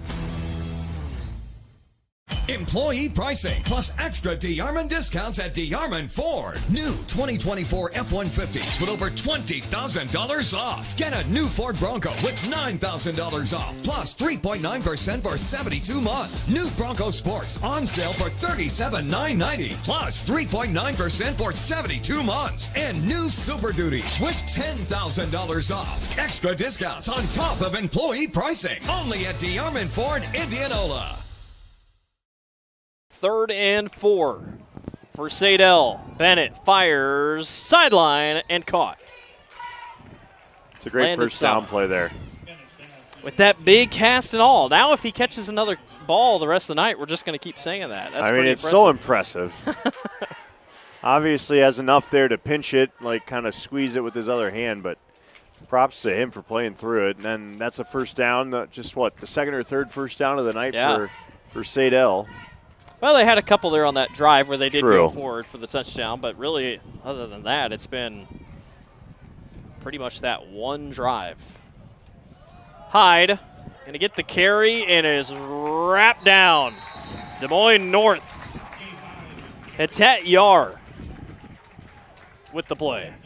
Just was in the backyard, or backfield there so quickly, and it was no doubt about it. He just got on it, wrapped up, and wasn't going to let go of Gabe Hyde there. And that's a great play, especially by a sophomore, to make a play like that. Loss of 4 yards.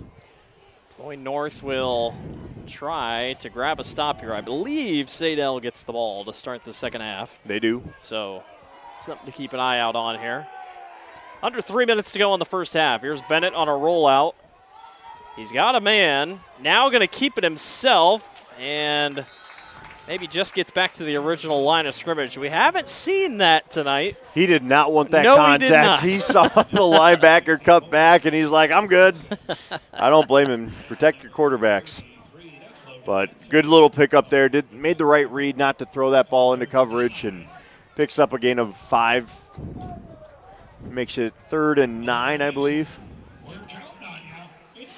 3rd and 9 from the 32. No 2-minute warnings here in high school football, thankfully. So we'll play through it. Crowd trying to get into it, and we have a penalty down. Saydel might be going backwards off a penalty. I think they have 12 on the field. That'll do it. I didn't think they were going to penalize Des Moines North for the music playing there, but could be wrong. My eyes might deceive me. They had one coming off substitution-wise. It's either that or an illegal substitution. Lengthy discussion.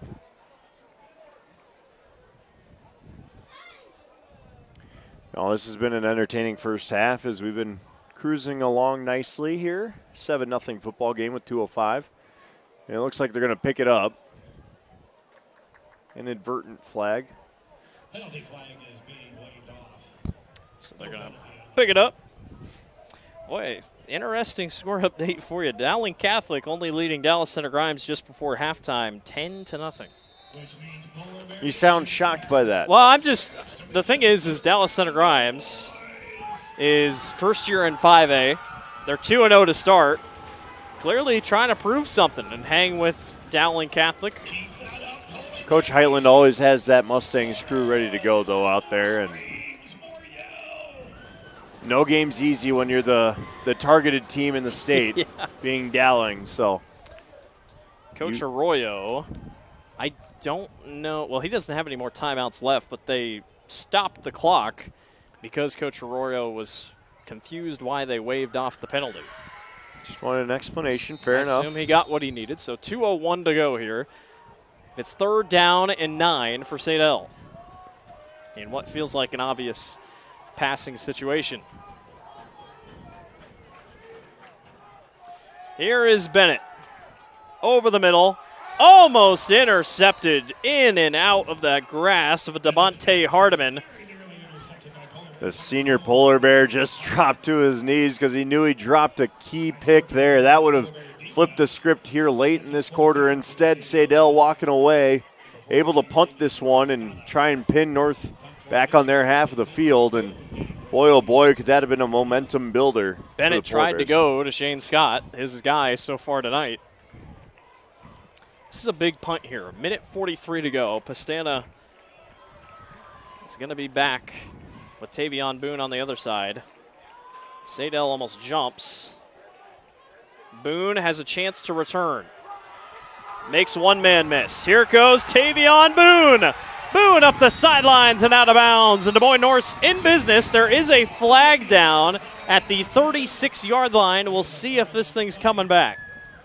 Yeah, it's in a weird neighborhood because it's so far away from where Boone was. And there was a helmet off on a Des Moines North player. And they're going to discuss here what happened. They've got the spot at the 36. And what a return by Tavion Boone. Had a head of steam when he caught it, almost like a center fielder coming in on the throw home. And then just a quick little jump cut, and he was bouncing it outside. The body language of Tiangelo Bush makes me think this is probably on Des Moines North. We'll wait and see what the signal is from our officials. Shout out our officials tonight as well. Always need more of you out there as well. So, referees. And they're backing it up. And they're backing it up 15 Way or back. 20. It's going to be holding on Des Moines North. Again, like you said, John, away from the ball. Kind of an unnecessary penalty. And that's 10 yards from where it was fielded, which is an interesting one as well. Usually holdings tend to be 10 yards from where the spot of the foul. So would have been at what, the 36-yard line? Now you're all the way back at your own 30. With a 1:31, and that flips the script on what you can really do here. Now, I still don't think that Coach Arroyo is going to send it back into halftime. Not at all. 1:31 to go here in the first half. Here's Kennis with time. Loading deep. Overshoots his man. D'Angelo Bush, again, stopped a little bit short in his route. Might have maybe had a chance. Well, one thing I'm seeing from some of these North receivers is they have a tendency to drift in, stay on that straight, skinny post and kind of drift it out. I think that's a great pass, actually. It was a great by pass. Kennis. And if Bush, is drifting out with it the way he's supposed to on that skinny, it's exactly where it needs to be. And he was open. He got behind the defense. It would have been a really good play. North, a little bit of confusion here off the huddle. Polar Bears do not have any more timeouts worth noting here. There's 5 seconds on the play clock. Here's Kennis. Nowhere to go. Here comes Saydel, and the Eagles grab a sack. He wanted to run it away there, and I just don't think he had anywhere to really run with it. And 3rd and long here. Wait, if you're Saydel, well, you only got one timeout left. Or excuse me, Saydel has none left, apparently. North has one. I think that's got to be flipped. Yeah. So Saydel should have one timeout left if they want to maybe take it here if they get a stop. Take a couple shots to the end zone in a game like this. Clock's running down a bit. 3rd and 13. Kennis steps up in the pocket, has a lot of room to work. He slides down and is short of the marker. It's going to be 4th down. We'll see if Saydel takes their timeout. And they do. Kennis, like a gazelle through the middle of the field there. Once he got his stride down, he moves like a big man, and I thought that was a great run by him and smart play to just go. I don't know who called the timeout. I think they're saying North. But I'd like to go back. I think Des Moines North has. I think you got to trust the scoreboard here. A little bit of home scoreboard for the Des Moines school. Nothing wrong with that. We might have just seen 4 timeouts in a quarter. You'll go back tonight. You can watch the first half. I will. Find out what you did. I should do that. I'm convinced. I think North just took their 4th timeout of the half, but no less. So, as we head to half here, though, I think it's been a good football game. I do too. I think both teams have shown that defensively they're really playing sound assignment football. Both teams have had their shots. Saydel just cashed in on one of their big plays. Other than that, though, neither team's been able to really hit the home run ball consistently. I think North is going to come out of half and try and play a little shorter. Do you like this call? 28 seconds to go. You're going for it. I mean, why not? I think you flip the field. You're not going to have to worry about a field goal. Yeah. And if you go deep and you throw a pick, it's a punt. Well, unless Reese is right and it's 10-0 tonight, So our camera operator, 10-7. There we go. Reese said. They're going under center. They hand off, and North doesn't get it. And that will stop the clock. Yeah, now, that part is the questionable part. Yes. Why run it there? Because you don't have a timeout to utilize. 23 seconds to go. Again, Saydel doesn't really kick. No, I would have said throw that ball just because the clock's going to stop regardless. Damian Pastana is 0 of 1 on field goals this year. Yeah, a little baffling. If you're Saydel, I just take a couple shots. I mean, you got nothing to lose. You got a quarterback with the arm to do it. You just got to remind Bennett there to keep the feet calm in the pocket, settle in, let it go, and see what happens.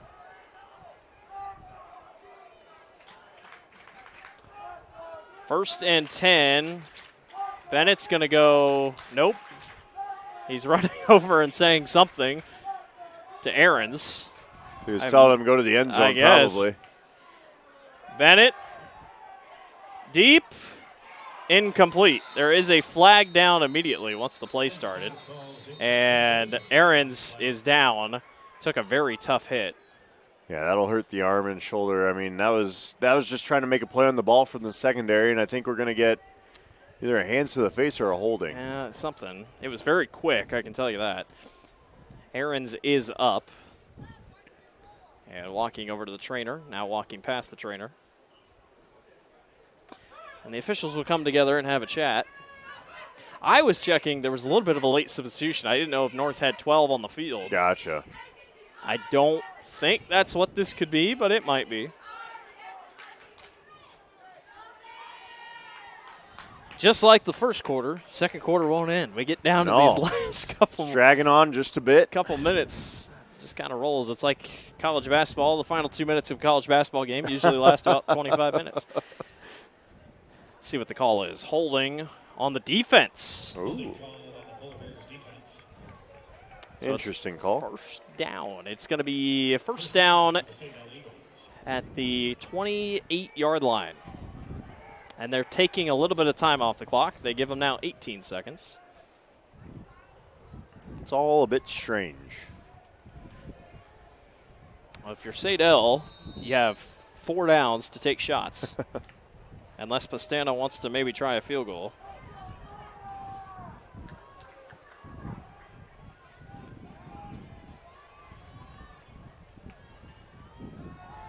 Bennett going to the near sideline. Scott drops it, but there is a flag down. I think you're going to get a pass interference, and they didn't really let Scott twist around. It's either there's a chance this could be on Scott, but we'll see here.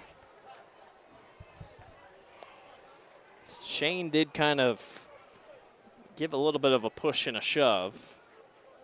This be 15 yards, so that put him at the 13-yard line. A lot of time on these calls to get them relayed. And they are taking their time. And I want them to get it right. Yes, I think that's great. Absolutely. Get them right, discuss it. But I don't think the last minute of this has gone the way North wanted this to in the least bit. You know, you try and run it for the first down, get plugged up, 28 seconds left in the quarter and in the half. Timeout, Back-to-back penalties. See what the call is here. And it is, in fact, pass interference on Des Moines North. So they'll march it off 15. So that puts them at the, might be the 14-yard line, it looks like. Now the playbook's wide open. Now you still only have 12 seconds. You gotta throw the ball. Yeah, you cannot keep this thing on the ground or else the clock's going to go down. No one has timeouts, as Blake's made clear. I can confirm nobody has any more timeouts left. If anyone takes a timeout, it should be like the WM or the NBA. It's a technical. 12 seconds to go. Turner Bennett fires, overshoots. Miscommunication there between him and Scott. 7 seconds to go, second down. Dangerous play there, almost picked off. That's one you can't miss. Saydel is bringing on Pastana, and he might be thinking field goal. It's the only way we can get to our 10-7 score. But, again, I think North walks away happy if it's only a field goal here after the two plays that allowed Saydel to get down to the 15. Pastana is 3 for 3, now 4 for 4 on PATs this year. He's 0 for 1 on field goals. He's going to kick this one from about the 14. Kick is on the way, and it is right down the middle. There are still 4 seconds to go in the half, but Saydel leads 10-0 over Des Moines North off the leg of Damian Pastana. And if you're North, the big frustration there is just the fact that you gave up 2 penalties to allow them to get into that space. Saxon Dolan, head coach of Saydel, looking for his first win as a head coach for the Golden Eagles. Saydel's only won 2 games in the last 4 years, so he'd already match half of what they've done, which for him, that'd be a big deal. He was defensive coordinator last year for the Eagles. Now you do get a kick here, 10-0. I wouldn't be surprised if it's a squib. We saw Tavion Boone have his ability there on that punt return, which also, mind you, another penalty that Des Moines North in those last 5 minutes. Those last 5 minutes just haven't been the cleanest. And I think that's the one negative I'd say of that half. You know, you expect Saydel to score a touchdown at some point in this half offensively. You just need to. They were a couple drops away from a couple first downs in there, and so there's still a lot of positives to go in the locker room. Nothing to hang your head about. This game's certainly well within reach if you're the Polar Bears. Yeah. Plenty of time. Pastana's going to kick this one back. It's a squib. And down on the ground. No time going to go off the clock, so it'll be 4 seconds and a chance for North to try something. They could knee. Chuck the pigskin. You could knee, or you could just check it deep and see what you got. Hook and ladder. Do something fun. Let's break out the fun side of things. Yeah, seriously. Get a little tricky out there. So 4 seconds out to go here for North before we go into the halftime break.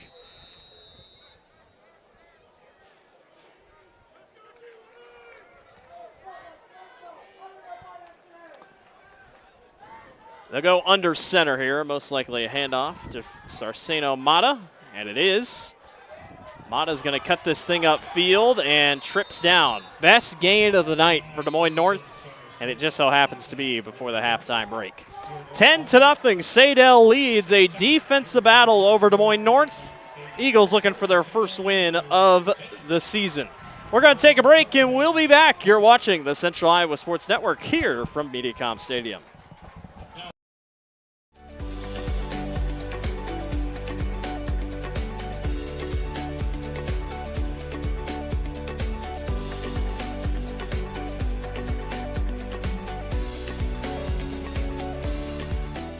Joe here with Westside Auto Pros. I know that sometimes your car can be inconsiderate and need work when you're short on cash. So here's what I'll do. When you get your car fixed at Westside Auto Pros, I'll loan you the money to pay for it. Whatever you want done, repairs, services, tires, you name it. Get your car back on the road and you won't even pay any interest for 90 days. My wife thinks I'm nuts. No interest, Joe? Are you nuts?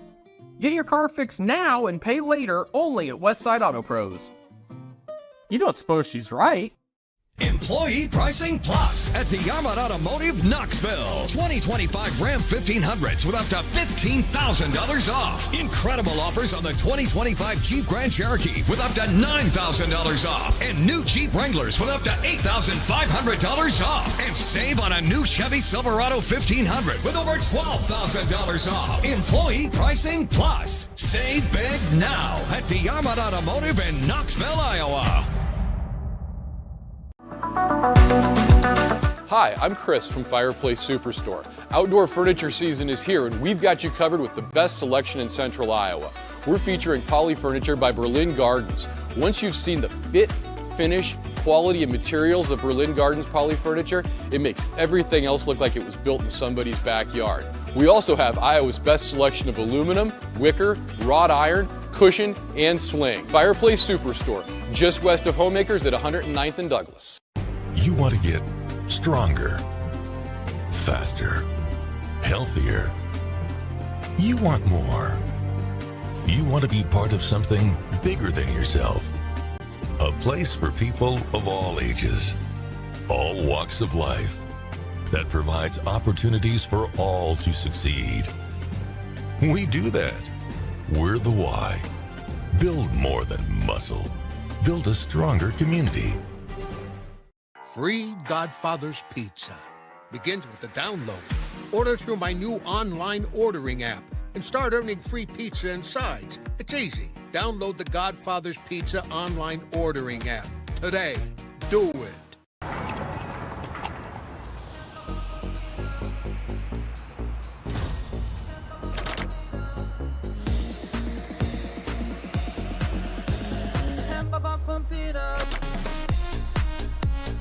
A fuel choice that even rivals can agree on? Now that's worth the hype. Cheaper, cleaner, and homegrown. Pump it up with unleaded 88.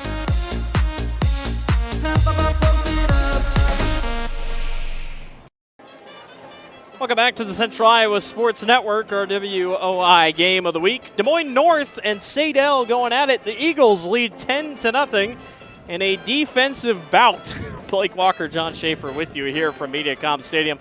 Has turned into a really good night. We've seen not the prettiest football in the world, but we've seen two defenses that have really stood up to the task this evening. Obviously, those last 5 minutes by Des Moines North, you're going to want to wipe that off the board. But overall, very fun game so far tonight. Yeah, and outside of that penalty on the kick return, I mean, that was a great return by Tavion Boone and would have set them up in plus territory with a chance to go score before the end of the half. So I think if you're Coach Arroyo, that's your message to your team. Hey, guys, let's not shoot ourselves in the foot. Play smart North football. We were playing great. I'd say the first 20-some minutes of that game until the last 5, and so let's batten it down. We'll get some points on the board. The defense has to carry you. If you're Saydel, you say, guys, let's build off the momentum we created. Obviously, we're wearing them down a little bit. Passing game's opening up. The DBs are having to clutch grab a little bit more. So I think if you're Saydel, keep taking to the air, take some deep shots. Shane Scott has been the man to be for Saydel. He's been the star tonight. 1 touchdown reception already and 1 interception. Probably going to have to get him the ball just a little bit more in the second half if you're Saydel, try to get away with the win. Yeah, Shane Scott stepped up big as Landon Soma's been nursing that right wrap that he's got on his hand. He still had a couple catches, credit to him. But Scott with the touchdown reception did a great job boxing out and kind of sitting down on that goal line. And I really do think Turner Bennett's played a smart game. Gotten away with a couple of risks. Could have been picked off a couple of times, but overall he's been sharp tonight, settled the feet down in the second half, and it could be a really big night for the Eagles. We're going to take a break, and we'll catch you back for the second half of action. Des Moines North and Saydel here on the Central Iowa Sports Network. We'll be back in a little bit. Free Godfather's Pizza begins with the download. Order through my new online ordering app and start earning free pizza and sides. It's easy. Download the Godfather's Pizza online ordering app today. Do it. Hi, I'm Chris from Fireplace Superstore. Outdoor furniture season is here, and we've got you covered with the best selection in Central Iowa. We're featuring Poly Furniture by Berlin Gardens. Once you've seen the fit, finish, quality, and materials of Berlin Gardens Poly Furniture, it makes everything else look like backyard. We also have Iowa's best selection of aluminum, wicker, wrought iron, cushion, and sling. Fireplace Superstore, just west of Homemakers at 109th and Douglas. Joe here with Westside Auto Pros. I know that sometimes your car can be inconsiderate and need work when you're short on cash. So here's what I'll do. When you get your car fixed at Westside Auto Pros, I'll loan you the money to pay for it. Whatever you want done, repairs, services, tires, you name it. Get your car back on the road and you won't even pay any interest for 90 days. My wife thinks I'm nuts. No interest, Joe? Are you nuts? Get your car fixed now and pay later only at Westside Auto Pros. You don't suppose she's right. You want to get stronger, faster, healthier. You want more. You want to be part of something bigger than yourself. A place for people of all ages, all walks of life, that provides opportunities for all to succeed. We do that. We're the why. Build more than muscle. Build a stronger community. Employee Pricing Plus. DeArmond Automotive, Knoxville. 2025 Ram 1500s with up to $15,000 off. Incredible offers on the 2025 Jeep Grand Cherokee with up to $9,000 off. And new Jeep Wranglers with up to $8,500 off. And save on a new Chevy Silverado 1500 with over $12,000 off. Employee Pricing Plus. Save big now at DeArmond Automotive in Knoxville, Iowa. A lot of great volleyball going on this week, and that has been going on here in the Metro. Let's take a look at the rankings and take a look at some of the top games that we saw this past week. We'll start out with your rankings that dropped on the 10th here on Wednesday. Waukee Northwest still holds as the number one team in Class 5A. No surprise, the Wolves have not lost a game yet. Ankeny Centennial sits at the number 2 spot. Waukee jumps up to 3rd after their win over Ankeny. We'll talk about that game in just a second. The Hawks drop down to number 4. And Iowa City West, a very impressive run this year, round out the top 5. So 2 Waukee schools, 2 Ankeny schools make up the top 5, and then a representation out east.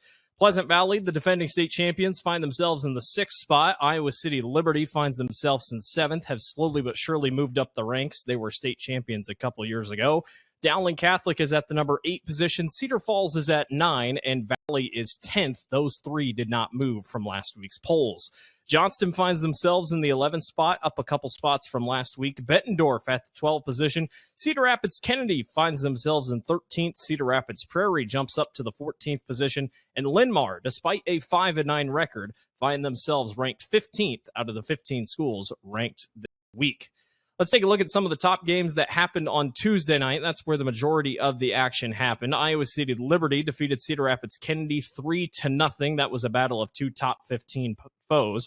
Iowa City West barely held off Linn-Mar in a 3-2 bout. Iowa City West won 16-14 in the final set. That went all the way to 5 sets. Unbelievable effort for both those two teams. Waukee took on Ankeny in a battle of 2 top 5 teams, and Waukee goes on the road and defeats the Hawks 3-2 in 5 sets. Waukee dominated in the 5th set, 15-7. Dowling Catholic defeated Valley on their home court, including a 3-1 victory, but Valley's 1-set victory, 31-29. Unbelievable set by the Tigers. Waukee Northwest took care of Johnston at home 3-0. Ankeny Centennial took care of Urbandale 3-0. And probably the biggest game of the night, and it wasn't even a 5A team that beat the 4A team. It was the 4A team. North Scott defeated defending state champion Pleasant Valley 3-2. Get this, North Scott lost the first 2 sets 9-25 and 8-25. Then rallied back to win 29-27, 26-24, and 15-11. Unbelievable stuff that we saw from North Scott.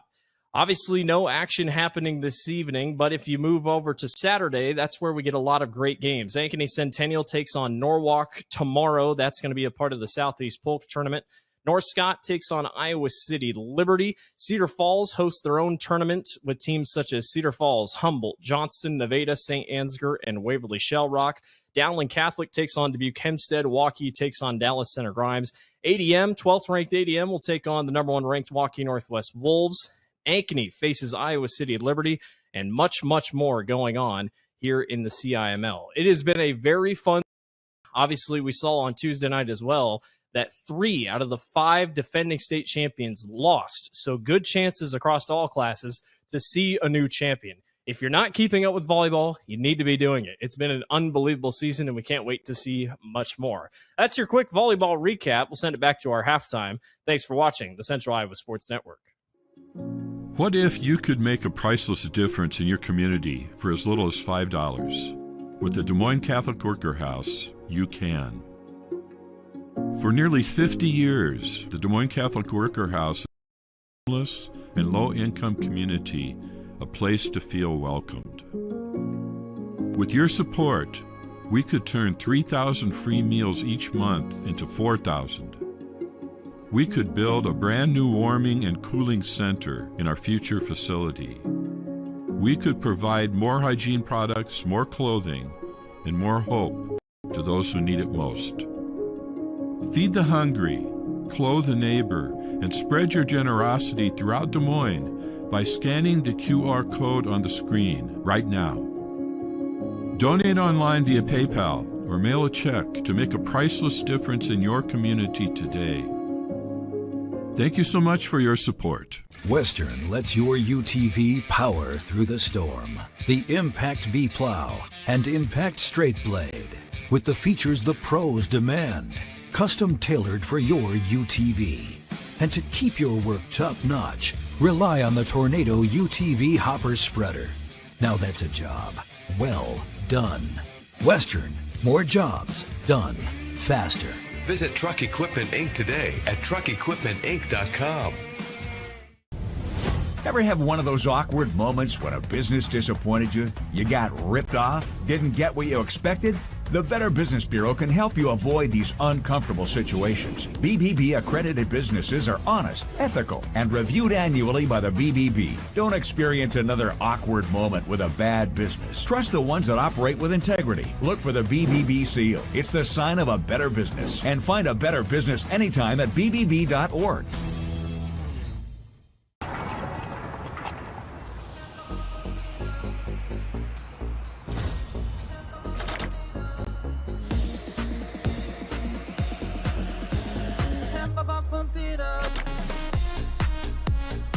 Fuel choice that even rivals can agree on? Now that's worth the hype. Cheaper, cleaner, and homegrown. Pump it up with unleaded 88.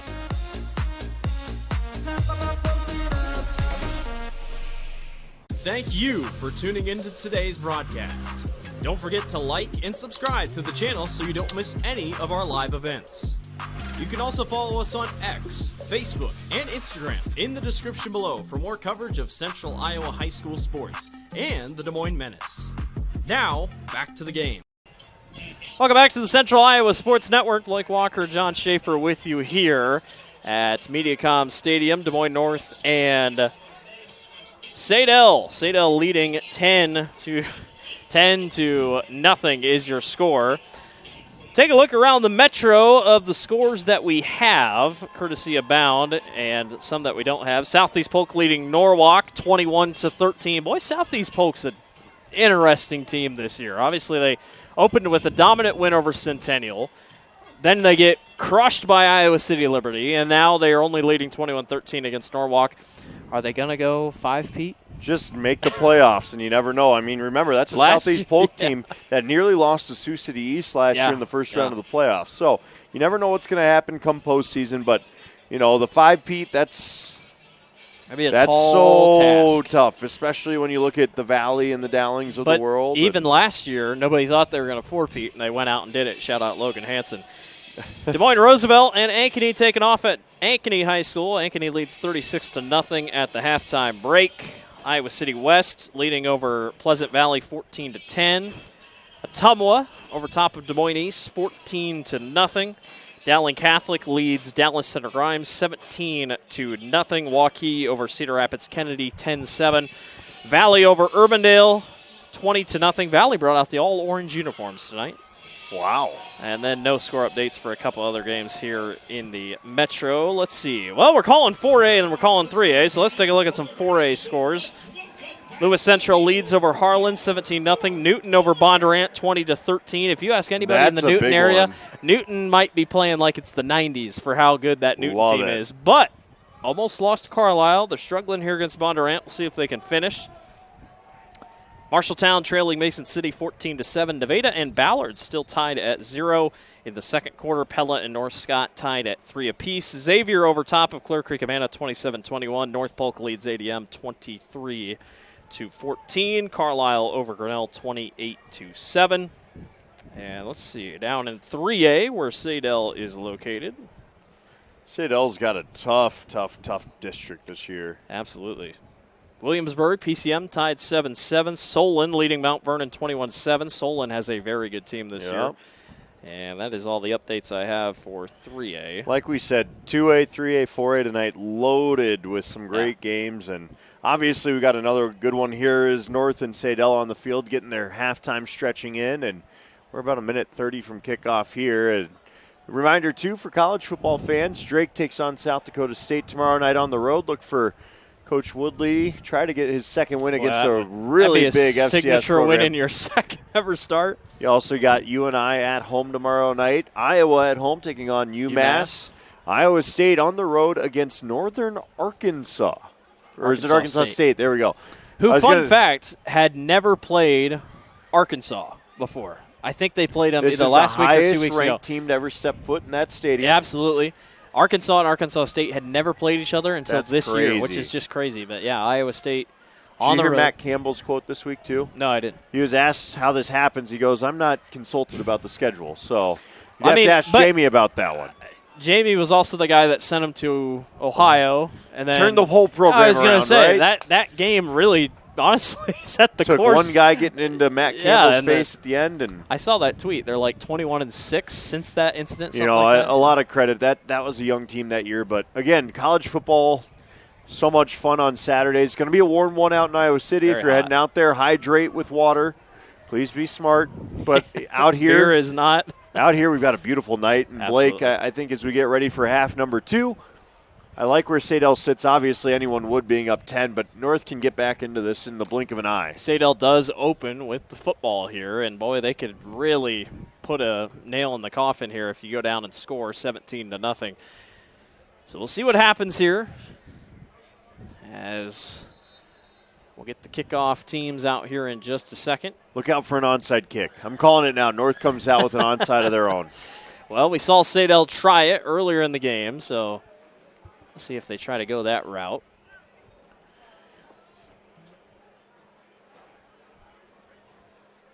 Always love getting back over to the Drake neighborhood, too. Again, we talked about how great this stadium is for these kids. They're building so much around here. My goodness. Awesome. It's my home neighborhood. Graduated from Roosevelt, so anytime I'm over here, Blake, I have to sneak over to Ted's Coney Island. Yep. Maybe we need to get Mr. Tarpey on them as a sponsor because I'd happily take a gyro at night. All right. Second half, here we go. Des Moines North trailing 10-0. We'll see if they can put a comeback together. They're going to boot this thing deep. And it's going to take a bounce. Going to take a really good bounce. Ball's on the ground. Saydel's got it. Well, it was almost an Davion Boone almost had it, though. It was almost a very unorthodox onside kick, but it almost worked out. We've seen crazier things. I think we've seen some college football games go that way a time or two before, right? Sometimes you forget it is, in fact, a live ball. So Saydel will start at their own 24-yard line. Turner Bennett will come back out. Has been good tonight. I think all things considering came in with 4 interceptions, but he's had a couple he's gotten lucky with tonight, but overall pretty solid. Yeah, and again, I think we talked about in the first half, settles his feet down. He's probably not making some of those underthrows that he had. I think his receivers have done a great job helping him out. His O-line's been really solid. He's had plenty of time in the pocket. Bennett fires outside to Hyde. On the keeper, and Gabe Hyde. Look at the burners. Gabe Hyde. Good night. Saydel leads 16-0 off the huge 76-yard touchdown strike by Gabe Hyde. Wow. Where did that speed Just come out of from? lightning, he found the hole on the right side. A perfect pass hit him in stride, and he said, I'm taking it to the house. No one's stopping me. And just like that, we've had as many touchdowns in the first 15 seconds of this half as we did all of the first half. Unbelievable. I have no idea where Gabe found that extra gear. He just needed a quick break at halftime. Seriously. And he had some great blocking out on the edge, and could not be a worse start to the half for North. Could not be a better start to the half for Saydel. 76 yards for Turner Bennett. He said, kiss it, good night. His 3rd touchdown pass of the year, 2nd of the night. That's Gabe Hyde's 3rd of the year. Yeah. Nuts. Pastana is going to come on and attempt the extra point. And up and good. And he got roughed while he did it. Now this will be interesting if Saydel maybe wants to try to take 2 I don't think they need to at that point. Add it to the kickoff, pin North deep, and get another punt with good field position would be my mindset. It is, in fact, roughing the kicker. So 17-0 off the strike. There it is on our camera from the sideline cam. Great job there. Get this. Hit the hole. Gabe Hyde coming into the night. 1 reception for 1 yard.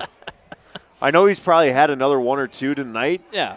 But he's now like 4 for 79 or something like that. So coming in, the other wide receivers had 28, 57, 55, and then obviously Sama had 108. So he just put himself quickly up to second best. He said, Landon, I'm coming for you, buddy. I'm going to be leading rusher and leading receiver here. Well, Des Moines North is still out there defensively. I think they're waiting to see how it's going to be accepted. And it is. It's roughing the kicker. Saydel clearly will just accept on the kickoff. Yes, it is.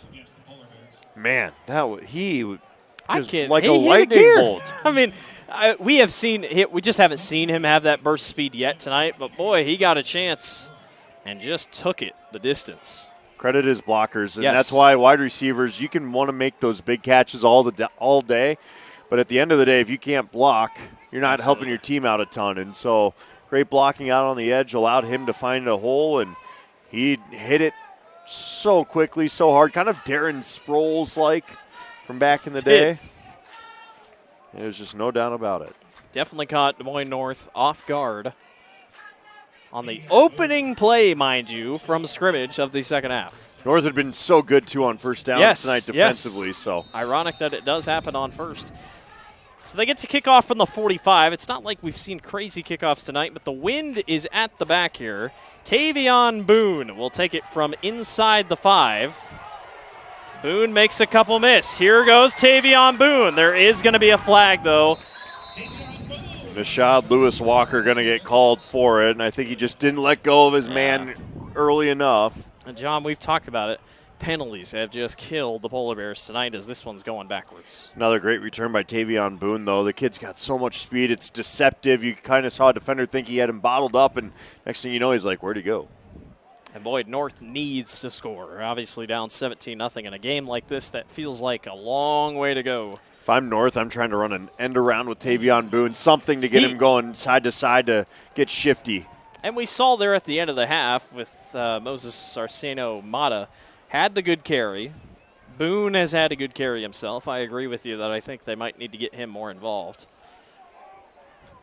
So it's 10 yards from the spot of the foul. The foul happened at the 29-yard line, so North will start at the 19. Remember, that was with the advantage on the kickoff, too. Boone took that at the 2. And Boone's got to be just kind of feeling down because obviously he had the great punt return that was taken back. Now he's had the kick return that's brought back.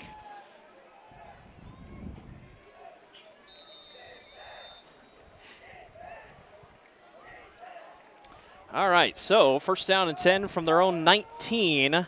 North's got some work to do here, trailing 17-0. As Caleb Kennis will go under center here to start. Sarceno-Mata up the middle. Mata spinning his way forward. Will not go down. And the carry that we saw at the end of the first half might be bleeding over here. And both running backs coming out saying, guys, we're making statements tonight. Obviously, not a touchdown there, but a big first down run. That picked up 20-some yards. And North now getting some momentum back their way. Look out. Best play of the night for Des Moines North. Can they maybe push this, transition this into a couple more really good plays? Again, they go under center, and if it ain't broke, don't fix it. This time, though, Sarceno-Mata is blown up. Might want to fix that one. Yeah. That one, just offensive line got beat across the board. Saydel doing a great job getting low, filling gaps, and not giving any running room in the backfield. Well, that was really the first time tonight on that big play that they had that play worked. The fullback dive, or if you call it a fullback dive, really hasn't worked to what they've wanted.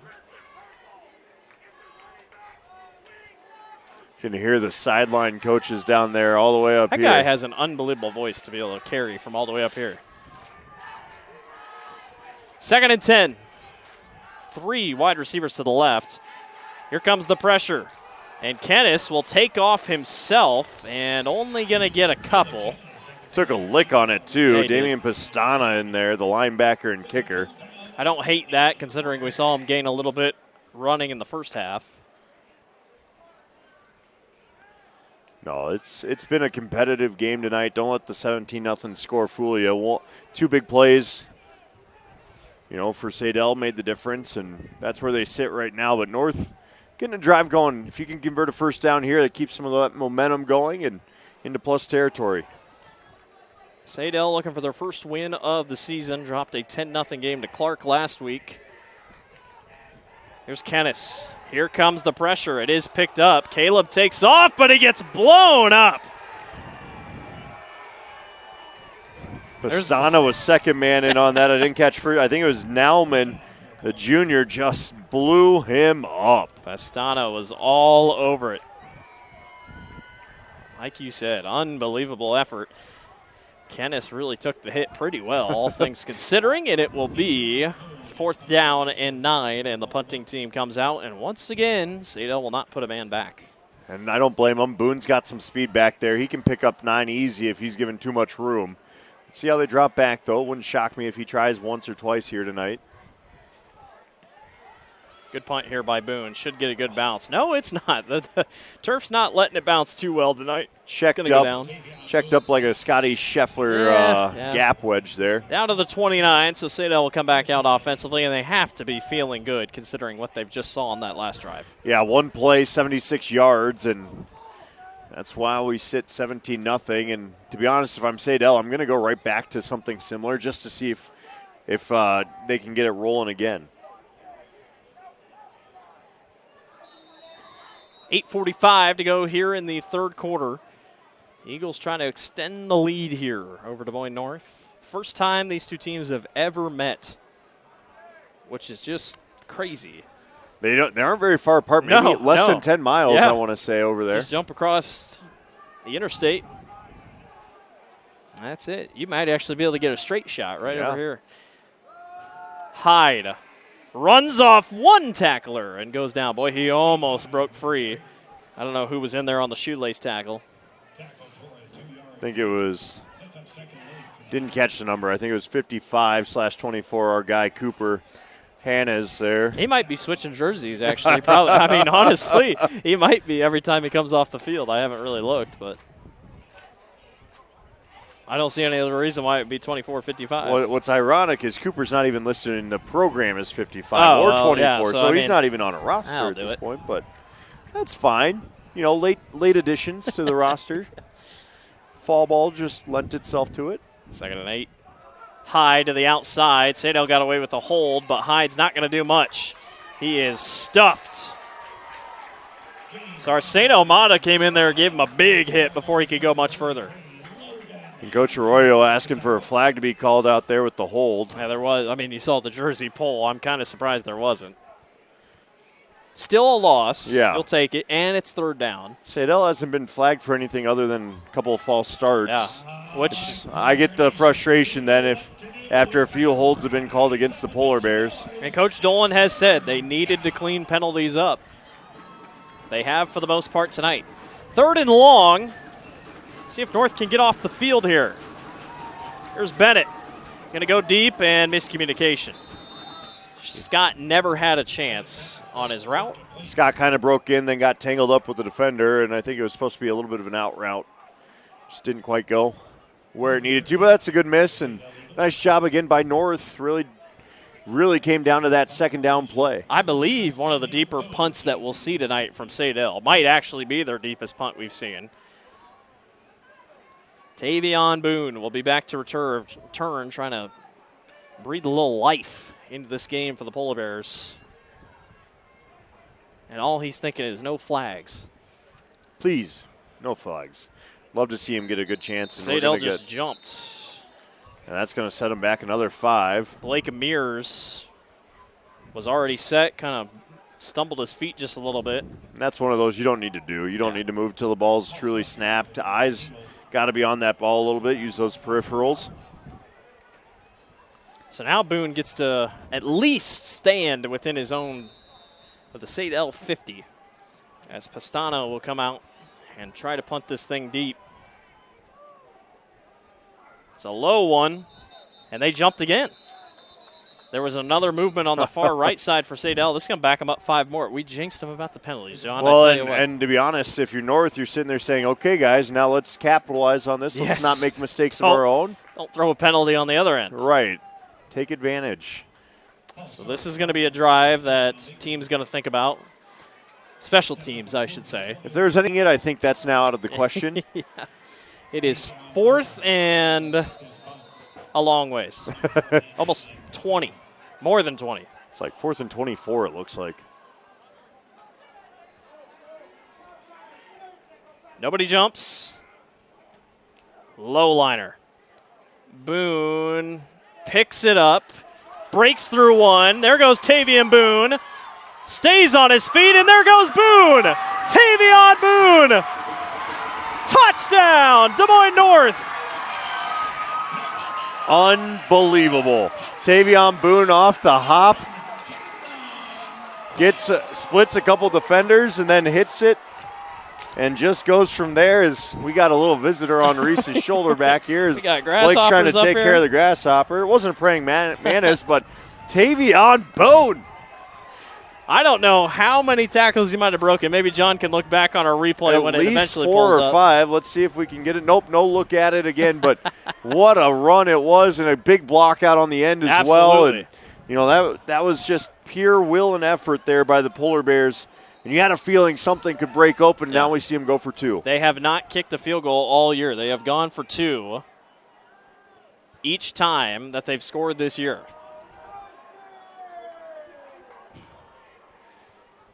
They pitch it to the outside, and 2-point conversion is good.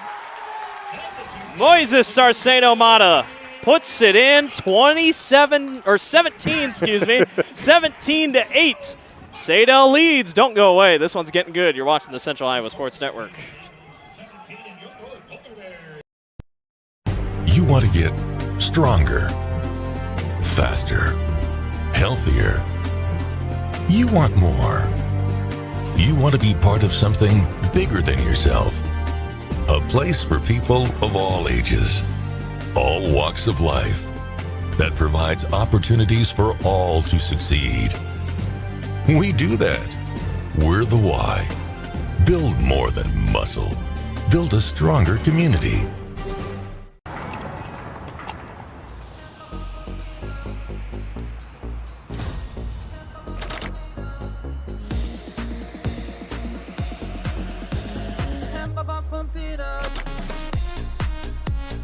A fuel choice that even rivals can agree on? Now that's worth the hype. Cheaper, cleaner, and homegrown. Pump it up with unleaded 88.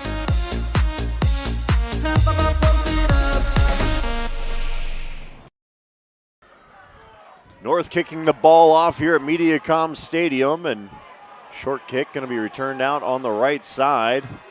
Nice return here for the Eagles. And just a quick reminder also, you can watch the game on the We Are Iowa Plus mobile app.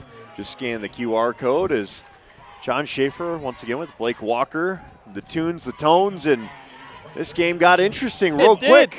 It did. We have got a good one here. Tavion Boone with the punt return. You think the penalties helped out a little bit? Just a hair. Just you know, and again, both teams can sit there and say, if we don't shoot ourselves in the foot, this is a totally different game. Broken tackles, no flags, which has really haunted Des Moines North tonight. Now Saydel comes back out offensively. They did go 3 and out last time. See what they can do here. Remember, it was 4th and 26 when they punted. From a similar, the last drive started basically the same spot.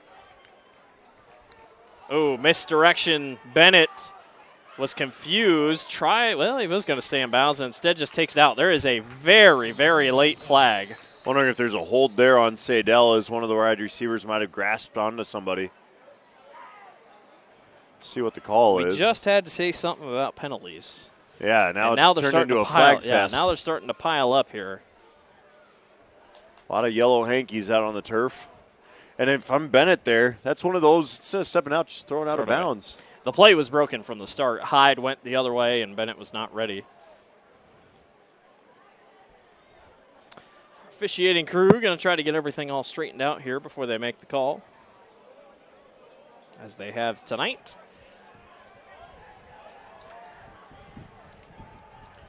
Curious what this call is. Holding. So it was a holding on Saydel. They'll march it back 10 yards. Coach Dolan definitely going to write that one down. Something to think about. Well, what is that now? 5 straight flags? Almost, pretty much. I mean, if you're thinking about plays, yes. 4 or 5 straight plays that have involved a Saydel penalty, not including the 2-point conversion. Bennett, same play, now different side to Hyde. Hyde gets almost blown up.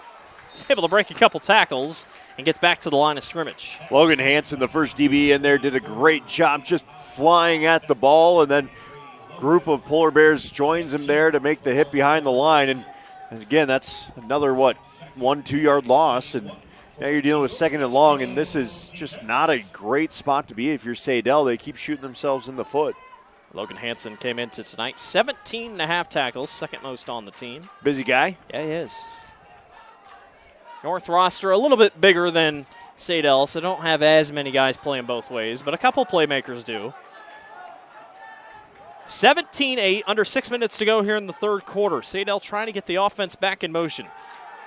Bennett going deep, picked off. Taken away by Sarcedo Mata.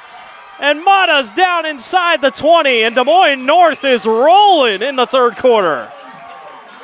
Tons of momentum going the Polar Bears' way now, and that is the first big mistake of the night from Turner Bennett. Some miscommunication, and Moises Sarcino Mata takes advantage, returns it all the way inside the red zone here. And what a moment here for North as they are still down 2 scores, down 9, but a touchdown here makes this a dicey game.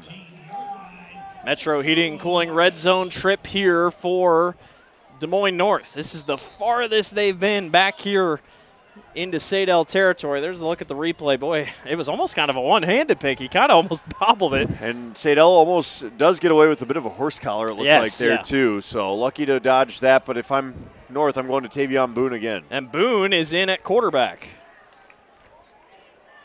It's a keeper, and it's done before it even started. False start. I like the Wildcat idea, though. I do, too. Get the ball in your playmaker's hands. Laundry galore here in the second half. Fun football. The third quarter has broken things wide open for us. It's been really fun. There's a false start. We had all of 10 points in the first half. Since we've had 15. It's not your Dowling Valley. It's not your Southeast Polk Ankeny, but, man, that we knew that coming into this game was going to be good, and both these two teams kind of in the same boat. They have struggled the last couple of years. They know how big this game is, and these two coaches scheduled this on purpose. This is a very good matchup. I'd love to see this become a rivalry, the North Side rivalry, just because they are so close to each other. It could be that. Both very good teams against one another. Saydel has had just one winning season since 2009. Here's Boone, makes a couple guys miss. Boone hits the corner and gets out of bounds inside the 10. Boy, Des Moines North might have found their key to success tonight. What an impressive run by Boone. Holy cow, he's just a water bug out there. One cut, and he's gone. Nearly housed it inside the 9. So that'll make it 2nd and 2. We're going to get a stoppage. Not sure what this could be.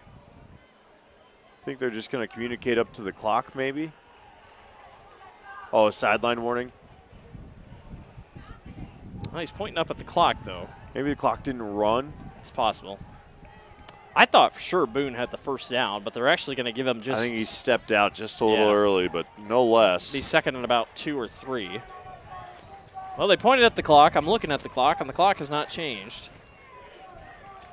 Wonder if their clock kept running maybe after it stepped out. Yeah, it's possible.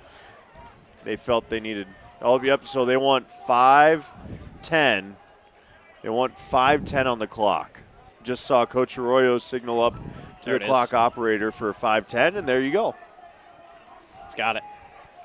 It's a team effort here at MediaCom Stadium. Impressive stuff. Head coach and clock operation communicator. Almost like it was planned. Second and short. Sarceno Mata is the back. It's a keeper for Kennis. He's pushing the pile forward, and he scores! Touchdown, Des Moines North! And we get the light show to boot. Where was that on the last one? Because holy Hannah, the North Polar Bears have life. Kennis just kept the legs churning. It was a team effort, just like clock operations. And the Polar Bears within 3. He just never went down. It was a clear quarterback sneak from the start, and the pile just kept pushing. They probably didn't have the lights ready because Boone's kick return or punt return was so unexpected. They'll go for 2 again, as they have all season long. There are now 4, count them 4, successful 2-point conversions this year. This game is flipped on its head thanks to North Polk's D tightening things up after that touchdown. North will settle in here under center for Kennis. He'll try it again. This time, though, Saydel's got it red. Now they finally blow the play dead. I was wondering when they were eventually going to do it. Probably could have blown it dead a couple seconds earlier. I'm kind of surprised, but 3-point game. North does not kick field goals, though, so keep that in mind. We haven't seen it yet, at least. We're going to take a break. Don't go away. This one's getting good. Saydel leads 17-14 over Des Moines North. We'll be back. Ever have one of those awkward moments when a business disappointed you? You got ripped off? Didn't get what you expected? The Better Business Bureau can help you avoid these uncomfortable situations. BBB accredited businesses are honest, ethical, and reviewed annually by the BBB. Don't experience another awkward moment with a bad business. Trust the ones that operate with integrity. Look for the BBB seal. It's the sign of a better business. And find a better business anytime at bbb.org.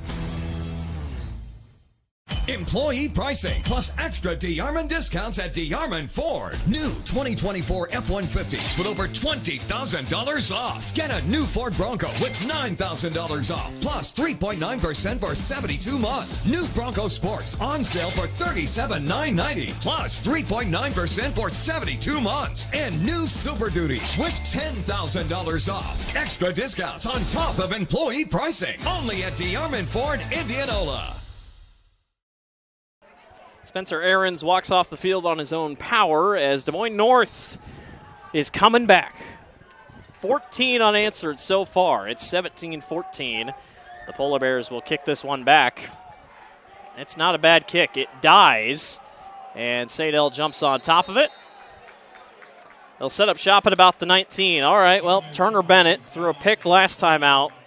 He's really gotten lucky. He's probably could have had at least 2 or 3 interceptions tonight, but if you're Saydel, what do you do? Because in a way, you scored to start this quarter, and it wasn't looking too bad, and then all of a sudden, you got to get back to the run game, up the gut a little bit. You're going a little bit too much east-west, get a little more north-south. And then also the short passes were what really the bread and butter for Saydel in that first half. Getting back to Shane Scott with some of those in-cuts and out routes is where you got to go here, just to give some confidence back to Turner Bennett. 5:03 to go here in the third quarter. We appreciate everyone for sticking around with us here on the WOI Game of the Week. And boy, it's turning out to be a fun one. Here's Gabe Hyde, wrapped up. North pushes him forward, though. He's going to get maybe half a yard. Boy, Des Moines North, it's kind of like when J.J. McCarthy threw that pick six. He just got better. They gave up that 76-yard touchdown pass, and it's like they got better. Yeah. And maybe that's all they need to Woke them up a little bit, reminded them, hey, we have a football game going on, and we need to batten it up. And honestly, Saydel has kind of been playing like they feel this game was over in a way. Up 17, and you're sitting there riding high after the Ahrens touchdown, and blink, and the North Polar Bears right back in it. Second and long, awkward play that was broken. Hyde just has to put his head down. He's still pushing the pile. And he's going to get maybe 3, and it'll be third and long. That's a couple times now where I think Coach Dolan needs to have a conversation with his quarterback and running back, make sure they're on the same page, because that's a couple times where the miscommunication, one's gone the wrong way on it. Yeah. Can hurt you a lot more than it helps you most of the time. This crowd getting on its feet. There's a couple people here in front of us. We can't see the lower section, but I assume it sounds loud. I can tell you that. Good group on the Saydel side, too. Absolutely. 3rd and 6. North trying to get off the field in a big spot. Bennett fires. Incomplete. In and out of the hands of Shane Scott. In coverage was DeMonte Hardiman, and Saydel will go 3 and out. And Scott saw and heard footsteps on that one. He's gotten a couple balls across the middle that would leave him in a world of hurt if he put his hands on them. So I don't blame him for maybe T-Rexing up a little bit on that one. Boy, if you're Damian Pastana, where are you kicking this? Anywhere out of bounds. I don't care if it goes 20 yards or 10 or 0 or 40. Get it out of bounds and as far away from Boone. Tavion Boone back to receive at his own 43-yard line. This clock's going to go all the way down, and Saydel, in a game like this, John, going to use a timeout. Close game. You want to keep those for when it matters most. I'd almost just take the 5 yards there, to be honest, and just back you up to the 20. Granted, they had a few of those a while ago, and we saw what happened with Boone in a short field. And it is worth noting they would have the wind at their back. They do, for the most part, so a chance to possibly make a couple plays. See if I can get you a couple score updates from around the state. Waukee leading Kennedy 17-7. Boy, Waukee needs a victory. They're 0-2 to start the year. What else we got? Iowa City Liberty leading Linn-Mar 28-7. Dubuque Hempstead leading Waterloo West 21-14. Waterloo West ranked in the AP poll this week. Some people may like that. Some people might not. You're not taking a shot at anything there, No. First ever AP poll, which is crazy. I could have swore there was an AP poll before, but guess not. We enjoy our friends at Radio Iowa. Yes, do a great job. Always have over there. So Pastana, I don't know how in the world that thing didn't get blocked. It's a great punt, though. It's going to stay in bounds. Tavion Boone says, I'll come pick it up here at about the 23-yard line. Boone spins away. Almost. He thought for a second I was going to pitch it. He really wanted to pitch it a second. But, boy, lightning from number 1, and Des Moines North sets up shop. That ball would have been inside the 20 had he not picked it up. Instead, it's outside the 30, and that's a smart play by Boone as that thing just rolled along the hashes to stay in bounds. So Des Moines North trots back out on offense. Albeit they didn't have a lot of distance to go, but they looked good in that short offensive spurt that we saw. And they'll go back to their standard kind of formation with Kennis under center. Expect the short run up the middle again.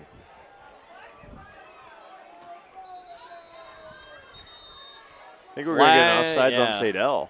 It's, I don't know. I didn't see it. I think it was on the far side. It looked like Devin Bartmus got in on a receiver. I'm not sure what exactly happened. You're right, John, it is. Boy, these Saydel penalties. They're stacking up right now. Yes, they are. And they've let North get right back into it. In what was a very clean first half, all things considered. Yes.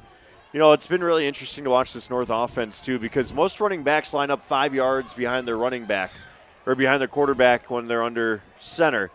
If you watch them here, that's really a 3-yard gap. Yeah, so it's not a much. short handoff. That play kind of looked broken. Mosaizi Cerceno Mata. He wants a face mask. There should have been. Surprised it wasn't. Not sure how you missed that. It's right in front of you. And he even sideline gestured for it as he's getting taken down. The north sideline definitely thought it was. It's a first down, and boy, the momentum in this game has just, it's a 180. North was down 17, or was down 10-0 at halftime. Pretty much 17-0 at halftime if you give it that. 15 seconds into the third quarter, it's 17-zip. And it has flipped on its lid. You can thank Tavion Boone for that.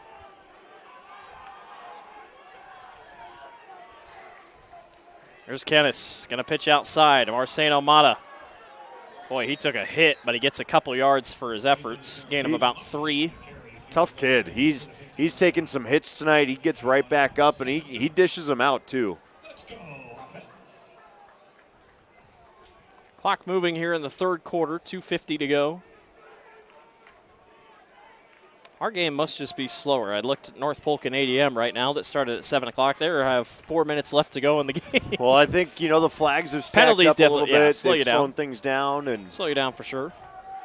about to hit the fourth quarter. Kennis on second down. Thought about throwing. Now decides not and goes down. Saydel's defense getting in there. I don't blame him. I think that's actually a smart play to just kind of tuck it, live to fight another day, don't make a mistake. Sahi Contreras got in there. Came in with just 2 tackles all season. Picks up a big play there, and it's 3rd and long. And Des Moines North will take a timeout ahead of this crucial 3rd down. We'll take a break. You're watching the Central Iowa Sports Network. More football when we come back. You want to get stronger, faster, healthier. You want more. You want to be part of something bigger than yourself. A place for people of all ages, all walks of life, that provides opportunities for all to succeed. We do that. We're the why. Build more than muscle. Build a stronger community.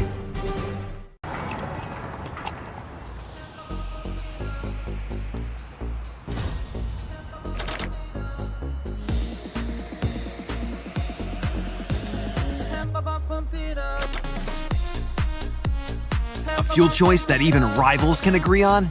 Now that's worth the hype. Cheaper, cleaner, and homegrown. Pump it up with unleaded 88.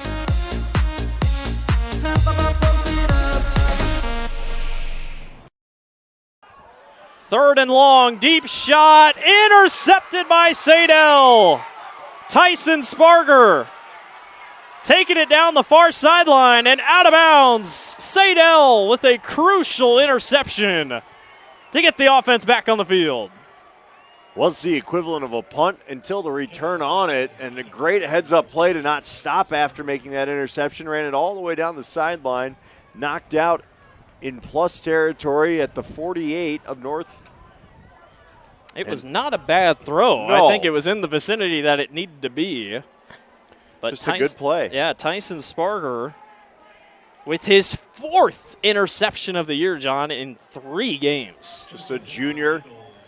And he's been around the ball a lot this week, or the last few weeks of this season. That's the 2nd interception on the night for Saydel. The turnover bug has bit both teams hard in And the second half. Momentum might have just flipped its head right here. Bennett thought about going deep. Now he does to Scott, and he can't make the wrap. Not a bad ball placement either, but really well covered by DeMonte Hardiman. Yeah, I think Scott might have wanted some PI there, but I just think it was good hand fighting and good battle. It's one of those, if your hands are on it, you should haul it in. Yeah. But, again, North has done a good job on the perimeter to keep these wide receivers from really breaking anything big. Took a pass behind the line of scrimmage for anything big to happen. Yep. That's a great point. 2nd and 10. Inside enemy territory. Here's Bennett. Hands off to Hyde. Hyde trying to get to the edge, and you're going to get a holding. I was about to say, if you don't see some yellow hankies out there, it's egregious at that point. I was saying the same thing. That was a pretty blatant hold. Now the question is, will they accept the penalty or will they decline? Because, I mean, Hyde only got He didn't get anywhere. Yeah. I'd say decline it. It's 3rd and 10. Now, then again, back him up 10 yards It would, and give Boone yeah. some And room. Saydel really hasn't gone long on those opportunities. Penalty will be accepted.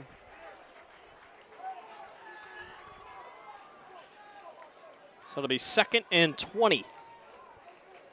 Penalties, penalties, penalties. Unfortunately for the Eagles, that's been the name of the game in the second half. After, like we've talked about plenty of times tonight, a very clean first half, all things considering.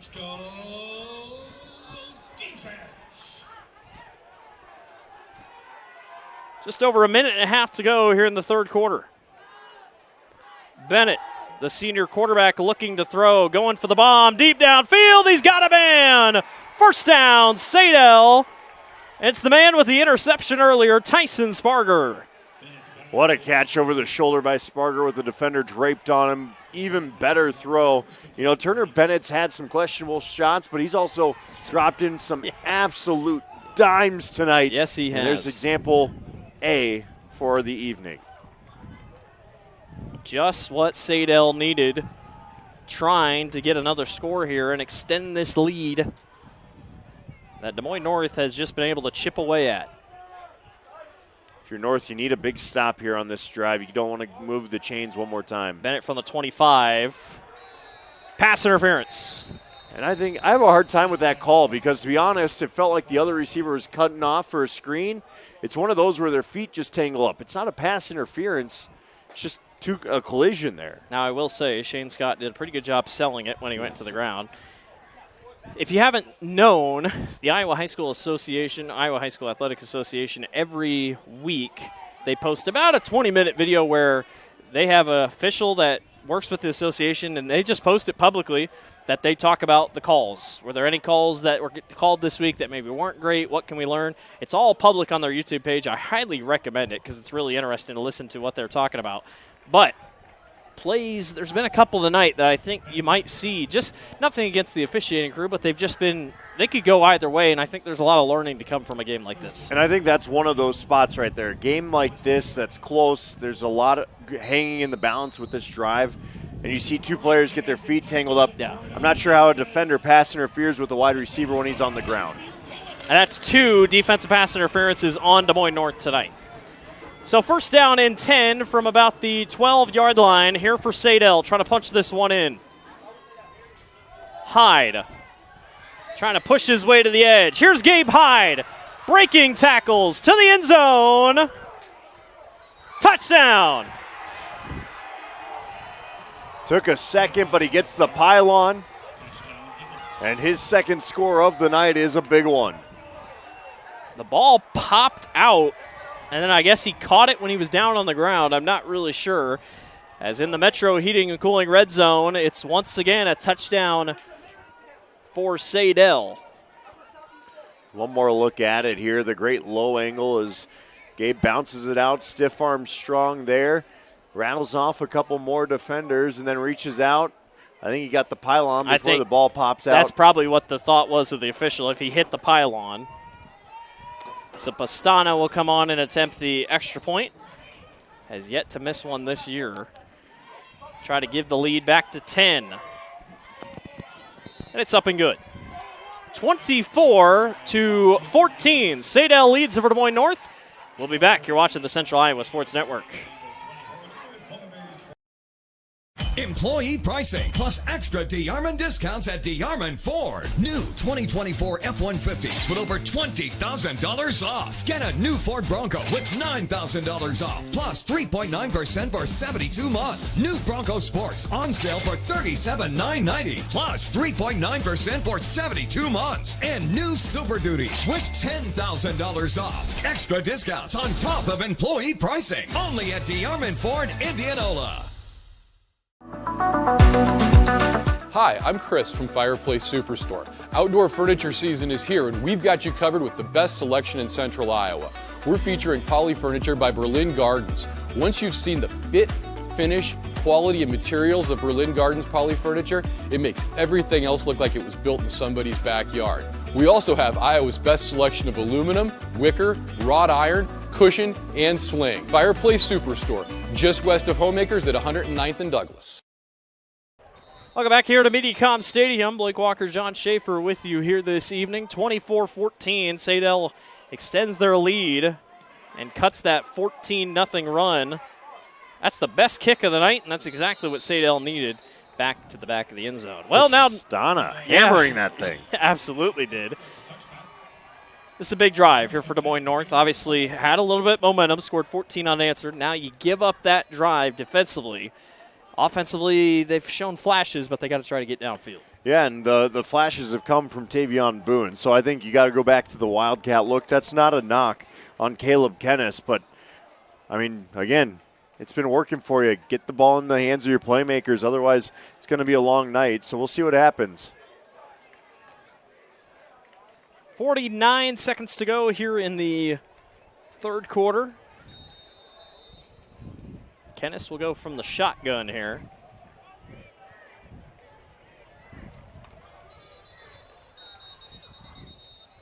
And we got a whistle blown here. Is there a flag? I don't see anything on the ground. I think we were off on the spot, maybe. It was a touchback, so it goes out to the 25. Yeah, it should be at the 25, shouldn't it? And we're at 20? I guess not. Okay. I guess we're at the 20.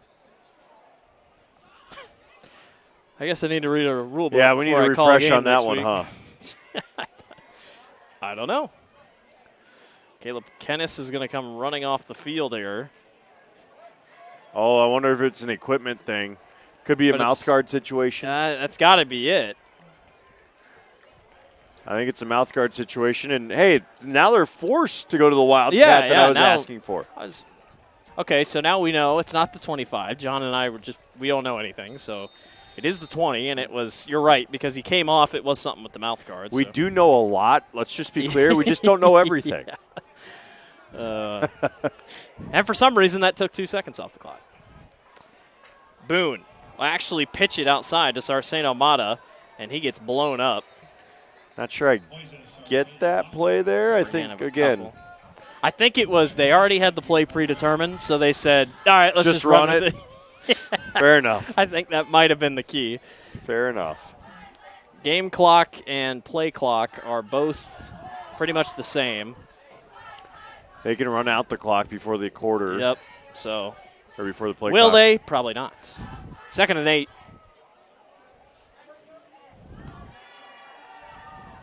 Kennis going to call his own number, but just didn't have the blocking. Ball comes out late. Boy, he took a hit. Yeah, I'm not. Again, he's a big guy, but he's not the most fleet of foot.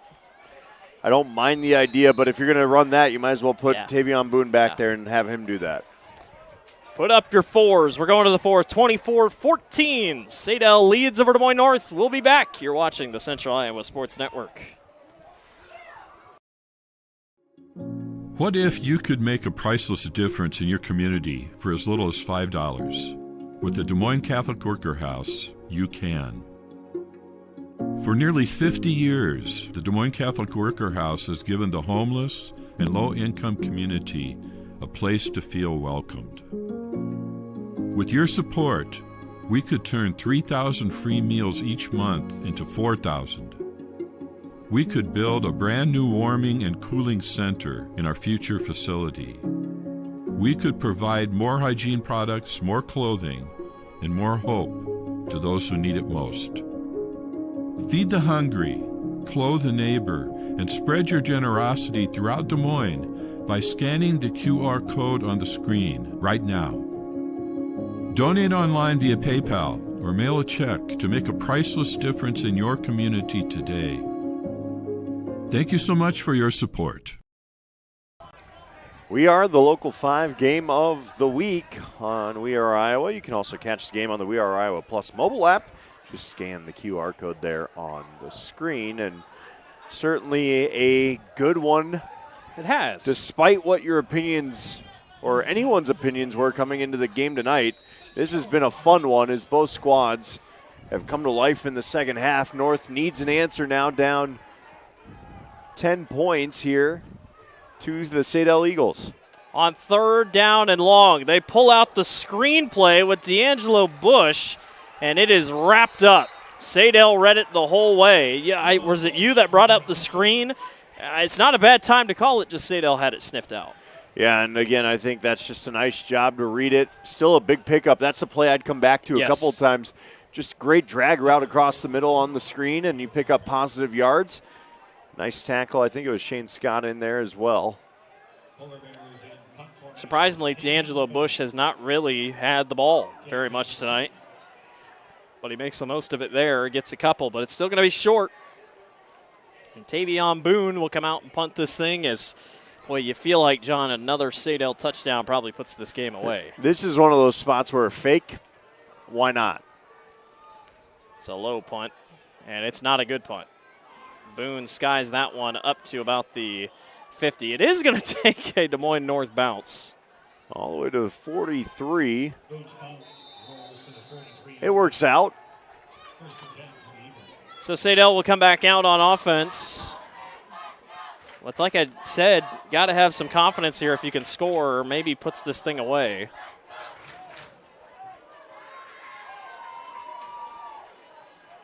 Penalties have definitely aided Des Moines North in getting down the field. Obviously, the punt return touchdown by Tavion Boone, big difference maker. Yeah, I'll be curious to see, first downs, North has been really sharp defensively. We've said that, but they have had a couple of lapses. I want to see how aggressive Turner Bennett is here at quarterback. I have a feeling it'll be a lot of running for Gabe Hyde.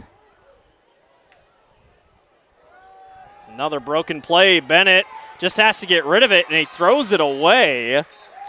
It's got to be intentional grounding. I was going to say, are they going to talk about this? No one in the vicinity. Didn't get past line of scrimmage. Actually, they're making, you got to drop a flag there. It was under duress. I was going to say, there's nobody there. It honestly kind of looked like a fumble in some ways. It's not going to be a fumble. He's lucky it wasn't backwards. Yes. Let's put it that way. But I agree with you. I definitely think this should probably be Need another huddle up for it. You got to drop a flag. I was going to say, does somebody drop a flag? I do think. There it is. There it is. Up. They're picking the spot. Maybe. I think they're trying to get a spot on it, too. And there it is. There it is. Intentional grounding is called. See, we know what we're talking about, Blake. We had it. We had it figured out. Shout out, by the way, to your folks watching. Yeah, my parents watching up at the campground up north. I don't exactly know the location, but camping outside. Thanks to all of you guys tuned in this evening. Absolutely. And guys, gals. It has turned fans. into a great night. Oh, perfect. I mean, unbelievable night. Great night to roast some s'mores. Absolutely. A little bit of a haze out here over the lights, and we talked about it, but penalties. I mean, that's another one. We have not been keeping track, but I think even if Saydel comes out with a win tonight, you're definitely going to think about the penalties. What is this? Second down and 25? I think it's 15. Maybe I'm over-exaggerating yards, but nope, it's a long way, I tell you that. Your eyeballs might lie occasionally. Bennett fires. Incomplete. It might have been taken back for 6 if Sarceno Mata could get to it. That's in and out of the hands, and he's been sure-handed at times tonight. That is a sure pick 6. They're lucky. Very lucky. And that would have flipped this game on its head even more. It's third down and forever, and John, the clock stops. That's another thing. I mean, in a game like this, Saydel would love to see this clock keep moving. It stops. We're approaching 2.5 hours on this game, and a lot of passing will do that, right? A lot of incomplete passes and penalties. And crowd getting on their feet here. A big third down, and they give them 26. Bennett, here comes the pressure. Fires. It is incomplete, but a very tough hit for Landon Sama, who could not hang on. Keep in mind he's got that cast on his right hand, still nearly hauled it in one-handed. He took a lick.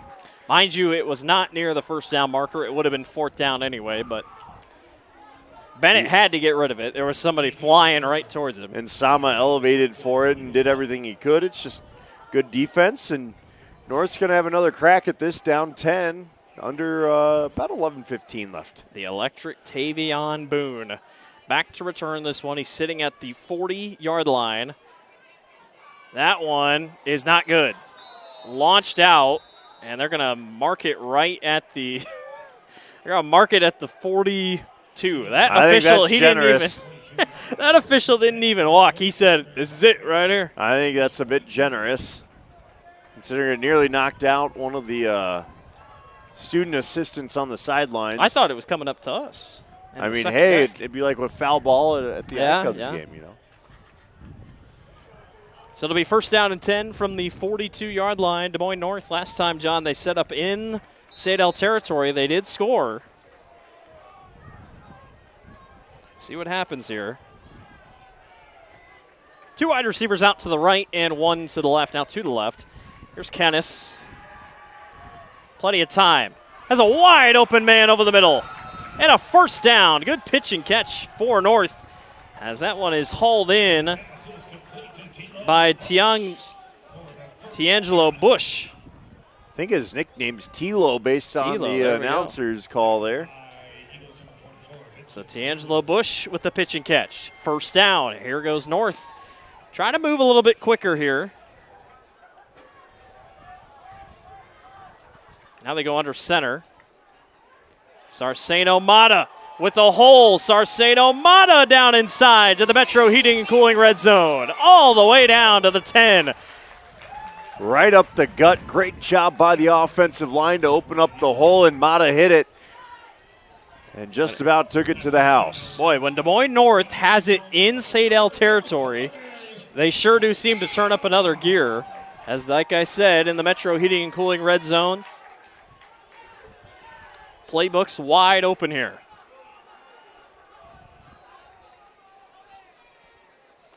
Ball on the ground. Kennis just has to keep it himself.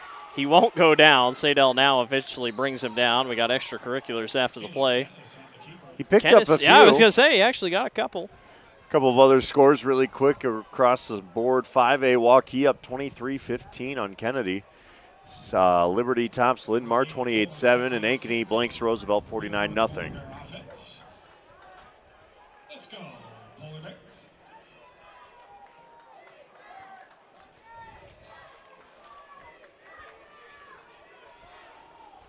7 yards out from an end zone play. First down is at the 1. Kennis going to fire this one short, and the corner route works to perfection. Touchdown, Edmund Ashima. What a beautiful setup by the North Polar Bears. They fake a high snap to one side, quick out route on the tunnel screen on the left side, and Edwin Ashima, no doubt about it, gets that corner. And the Polar Bears will try and cut this lead to 2. Again, they do not kick, so they go for 2 no matter what. To try to make it a 2-point game, they'll trot out.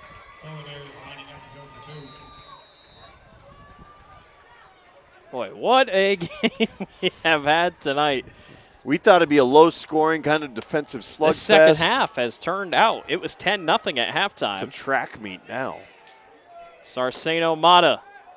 No, it's Kennis, who then tosses back to Sarceno Mata, and Saydel read it the entire way. Play might have been broken from the start. 24-20. It's a lead for Saydel. We'll see how long it holds. We're watching the Central Iowa Sports Network. We'll be right back.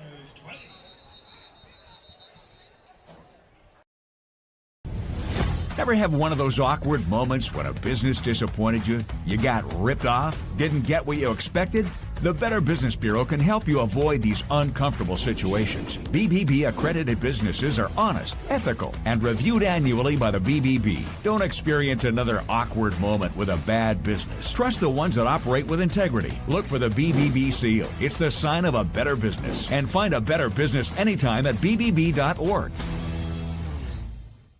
Employee pricing plus extra DeArmond discounts at DeArmond Ford. New 2024 F-150s with over $20,000 off. Get a new Ford Bronco with $9,000 off plus 3.9% for 72 months. New Bronco Sports on sale for $37,990 plus 3.9% for 72 months. And new Super Duties with $10,000 off. Extra discounts on top of employee pricing. Only at DeArmond Ford, Indianola.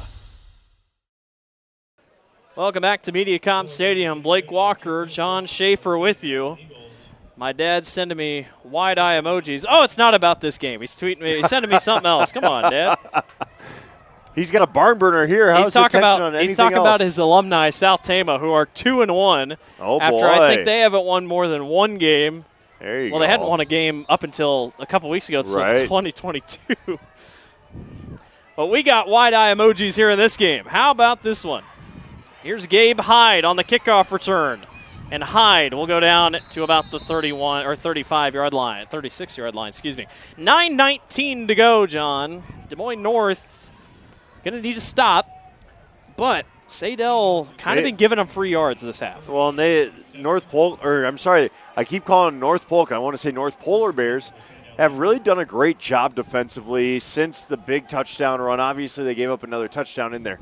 But still, it's been a spot where their defense has been strong, and I think you got to lean into them here, see if you can come up with a pick, because you know Saydel, with 9 minutes left in this game, doesn't necessarily have the horses to run the clock for a long, sustained drive here. I think they're going to go back to the ground after the interception or near interception, but. Man in motion. Play action fake. Boy, the whole defense bit. Turner Bennett going to get upfield. What do I know? That's not a bad play either. It's a really good play for Bennett. And not a bad play at all. Again, smart. Don't throw it anywhere you don't need to.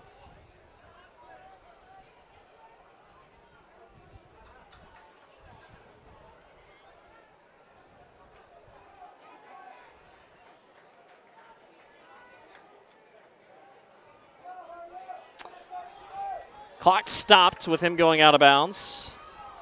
9 minutes, 11 seconds to go here in this one. Buckle up. We're going to have a good finish here. Saydel leads by 4. Bennett to Hyde. Gabe Hyde works his way through a couple holes, and I think he's going to have enough for the first down. Nope, they're going to give him a yard short. Well, one official says he's a yard short. One official says it's a first down. They're calling it a first down, yep. Yes. I think that's the right call. Got to the 47. Tell you this much, credit the Polar Bears. You could have gone back to your cave and hibernated. Easily could have. When you were down 17. Instead, they fought all the way back in this one. And well, what was their biggest gain on offense in the first half was the play just before halftime, and it was 7 yards. Right, exactly. I mean, there was nothing working for this Des Moines North team, and they've turned it around. Hyde on the pitch. Going to turn up field and maybe get back to the line of scrimmage. I keep thinking one of these times he's going to unload the cannon and just throw it deep. I mean, hey, it's setting it up. Some of these pitches have been so wide. Well, I just think, in a spot like this, get north-south. Maybe don't need to be as east and west now. And clock. Yeah. I mean, I know North has moved down the field, but if you're Saydel, you got to have a little bit of confidence in your defense that if you pin them deep, right, in a game that didn't matter about field position, it sure feels like field position might be the end-all, be-all. Well, and Gabe Hyde has been so good north-south. His line's been solid. Let's see what happens here on second down. Ooh, penalty is called before the snap happened. It would have been a loss. It's going to be a loss anyway. Bennett not happy with his center. Not sure what happened on that one. Yeah, this one's going to be coming back anyway.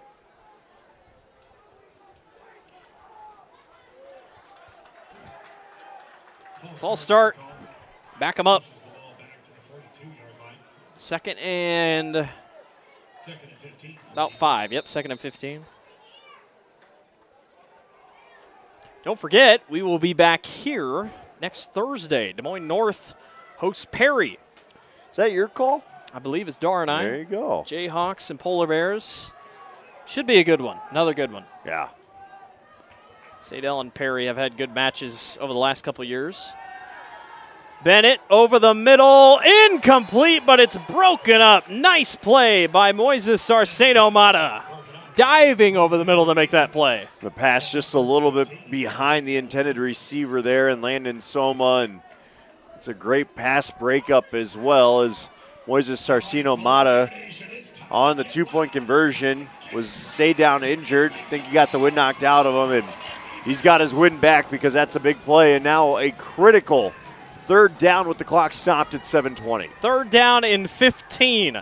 Gabe Hyde is the back. Do they just keep this on the ground to keep the clock moving? Yes, they do. Hyde pushes it out to the left side. But once again, North, led by the captain, Moises Sarceno-Mata, in the backfield, and the Polar Bears are humming. here in the fourth quarter. Just stayed at home beautifully, got into his assignment, and next thing you know, the Polar Bears are forcing a punt. Now, if you're Saydel, you got to let as much time tick off this clock as you can. I know it's only 20 seconds here, but still, that could be a critical 20 seconds by the end of this game. Tavion Boone is back to receive. The last kick was out of bounds. We'll see if they might try it again with Pastana. Saydel is taking a long time here. 3 seconds, 2 seconds. Are they going to call a timeout? I think you just take the penalty, if anything. Yep, so they will. They'll take the timeout. Back them up just a little bit. Do they take it? Yep, delay the game. They did. I think that's a smart play. Let as much clock run off. It's not the end of the world. Ticks down to 6:26 now. And, again, you got to keep this ball as far away from Tavion Boone as possible if you don't want North to get a good shot at this. Mind you, North has been very close to blocking a couple punts here tonight. Wouldn't that be something? Oh, this place would erupt. Pastana barely got it away. Line drive to the sideline, and actually considering that's not bad. It'll go out to the 38. Did exactly what he needed to. I thought maybe I'd call the punt block right there, but it just didn't work out. Just about, but. So what do you do here offensively for Des Moines North? Obviously, Saydel Mata has been on a tear here as of late, but boy, it feels like Kennis is getting a little bit more comfortable in the pocket. I think you go back to the run game, see what you can do on first down, make it a little bit shorter on his second and third down if you need to, and then you really do let Caleb Kennis kind of go to work, maybe a screen pass here or there. No, you don't need deep shots. That's where he's been weakest. He's already thrown 2 picks tonight. Bit to go here. Here's Kennis on first down. Gonna fire. Beautiful throw over the middle. Caught by the freshman, Robert Chestnut. That was the best throw of the night. The freshman comes up big on the spot, and what a strike it was by Kennis. You called it. Just on the money, and that's the first, I'd say, intermediate pass we've really seen from the Polar Bears that's been completed. He seems so much more comfortable in the pocket. 5:45 to go. Kennis will go under center. Sarseno Mata going to get the carry on the near side. He got a great block, and he makes a man miss. Mata spinning his way forward. Down inside the 25. Here come the Polar Bears. Spin cycle, engage. What a run by Sarseno Mata. Just keeps those feet churning and turning. And he was nearly burning his way to the land of 6, almost to the red zone as well. How about this game for the WOI Game of the Week? They really knew how to pick them, I tell you what. Unbelievable action. Over 5 minutes to go. Here comes Des Moines North, trying to take their first lead of the night. Kennis, quarterback keeper on first down. Going to get a couple. Actually going to get almost 5. I think the mindset there is eat up a little bit of clock now. You're under 5 minutes. You know you can move the line forward a bit. Let's see if we can get into that heating and cooling red zone, because it's such a big spot. And just think, these two teams get to play each other again next year in Saydel. Let's do it. That's the fun with these two. Make it a trophy game. 2 years, Let's do it. these 2 years.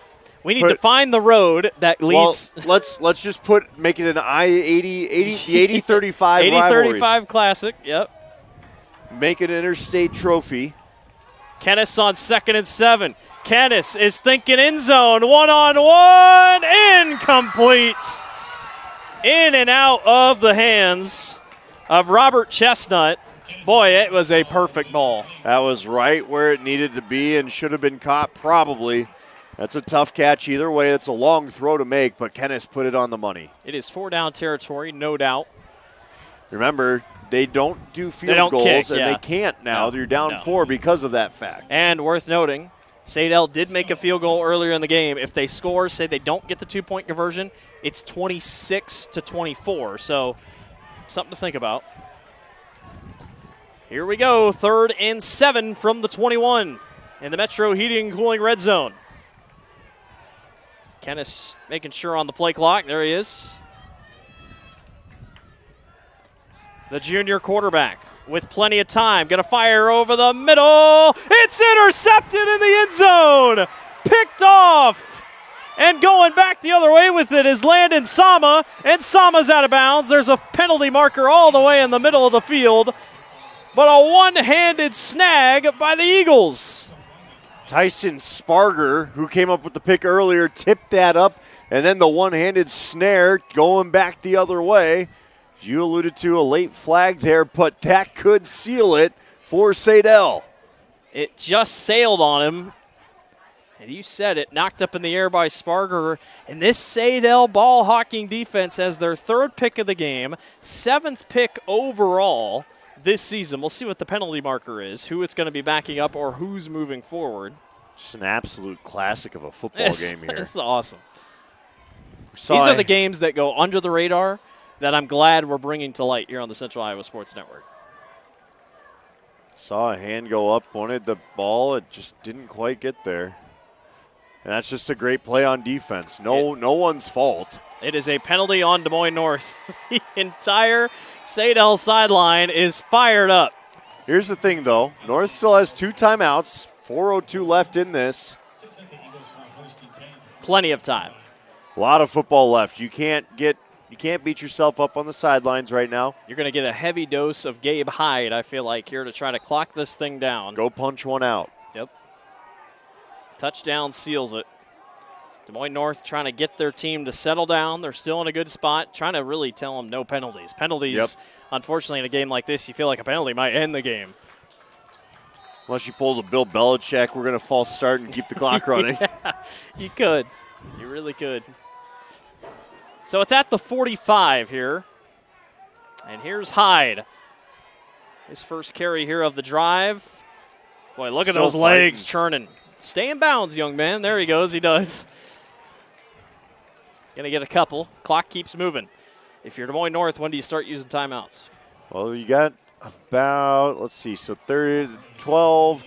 So you're going to be at 3:12 when this next one snaps. You got to get a stop there, force the 3rd down. I'd say you call it here if you get you have to call one here regardless. Yep. No matter what happens here. So 2nd down and 7.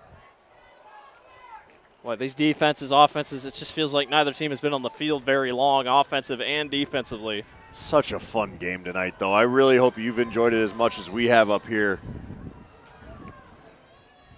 Hyde. Boy, it was almost bobbled. Is there going to be a timeout? Okay, so it doesn't look like it. So now the clock's going to tick down to 2:30-ish before the next snap. And I guess, okay. Nope, now it is. There you go. Oof. They were celebrating the tackle. You let 15 seconds or so run off there. I know it doesn't sound Monday like a morning lot. quarterback then Right. if they don't get out of here with a win, just as a possibility. So timeout on the field. 2:59 to go. It'll be 3rd down and 7 from the 47. If you get a stop here, it's another quick timeout because offensively you can stop that clock with 1st downs. See if I got any score updates coming out here. Tell you, college football-wise, Kansas State trailing Arizona in some non-Big 12 action. North Polk defeats ADM in overtime, 38-37. They go for 2 in overtime to win the ball game. What a classic. Right down the heart of the defense. Go check that highlight out. Unbelievable. On Bound. Dowling Catholic shuts out Dallas Center Grimes 27-0. So that one broke open a little bit more than than it needed. I still think, this is just my opinion, Dowling hasn't looked like I think they should look, all things considered. Yeah. They've got some dudes over there that when they put it all together, it's going to be extremely scary. PA announcer's going to blow out the speakers here. 2:59 to go, 3rd down. And North Polk just jumped off sides. Or I'm sorry, the North High Polar Bears just jumped off sides. We were watching North Polk stuff. That's know. 5. More importantly, that's a big 5 yards. That is a costly penalty. Especially out of a timeout. You can't make that mistake And there. I will say, Saydel has not gone hard count. That one time they did, they jumped. So I give credit to Coach Dolan recognizing that that's a big spot. So here we go. Could be for the game here. 3rd down and 3. And they're in shotgun. They almost do it again. Bennett wants a flag. He's not going to get it. They throw, and it's caught by Aarons. What a call. First down, Saydel. And that should allow for some victory formation. What a quick hitter, and love the play call there. You got soft coverage. Coach Dolan wanted the offsides call, and instead you get one better. You get the first down with the completion. So they can't take the whole clock down, but it's definitely going to get it's going to get it's going to get down to almost under a minute. It'll be 2:20 on this next snap. One more first down for sure does seal it. One timeout left for North. Hyde, middle. Going to get a good chunk right off first down. Let's see if North uses that last timeout. Coach Arroyo is laying into his big man, Jacob Calkins, who was the one jumping, and they're not going to use their timeout. So this next snap will happen just under 1:40. Got a good chunk. Yeah. They'll get the ball back with like 20-some seconds left. Boy, and if Pastana really wants to try his leg, he can make it really interesting with a field goal, considering North doesn't kick field goals. Fake pitch. Everyone bites, but nice job on the outside. Bennett slides, but he actually loses a yard. There's the timeout. There's your last timeout. It's not over by any means. I still think it's 4-down territory for Saydel. I mean, you got nothing to lose by going for it on fourth. And North hasn't done anything in their own territory to try to move forward. I will say this, though. Why not punt? Because that punt's going to eat off more clock. Yeah, absolutely. On the 4th down play. There's going to be some time left in it, but this one's been an absolute beauty. It's been a great game. Between Saydel and Des Moines North, a 3A, 4A crossover. One of the games you almost hate to see a team lose, honestly. The 80-35 Classic. Let's call it. Let's make it happen. We got it. Well, that'd be a great name for if, like, Grandview ever played Iowa State. 80-35 Classic. Oh, goodness. I mean, Let's not get crazy. If they played Drake, they could play Grandview. It took a lightning storm and a random blizzard to make that happen. Couldn't find any openings on the Iowa State. That game was like 5 degrees, wasn't it, too? No, it was 27. Oh, well. Which led to the slushiest snow of all time. time. The worst game, yeah. The field conditions could not have been worse. One of those games. I was at a basketball tournament watching my brother in Benton, Iowa, scrolling. I'm like, oh, my gosh. Here we go. 3rd and 7. You've said, oh, my gosh, a few times tonight, too, by the way.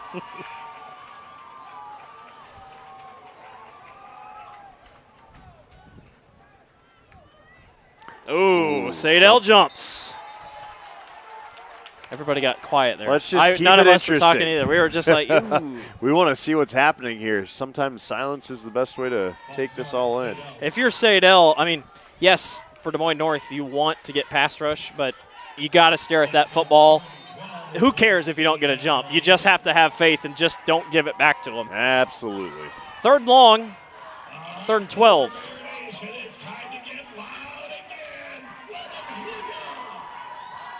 This crowd on their feet down below us. I think everybody's kind of made their way to the lower bowl.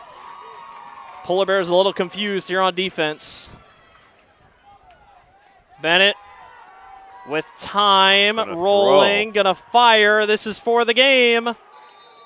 Incomplete. There was a little bit of contact, but it wasn't even near catchable. I like the no flag there. They're both fighting for position, and that's a really interesting play call because now that clock stops with 1:22 left. They're gonna punt.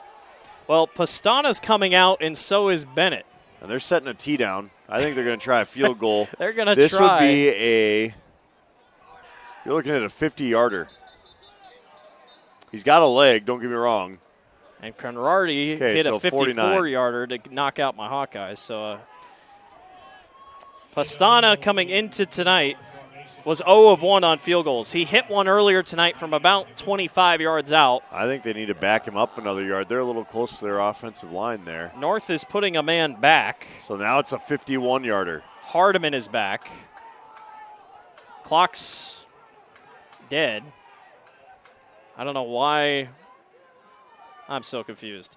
Kick is Wasn't even close. Way off to the left anyway. But again, the play clock was at 0. I'm very confused why there was not Honestly, if you're smart, though, you leave it because you now have better field position because if they have to back it up any further, you're dealing with a punt.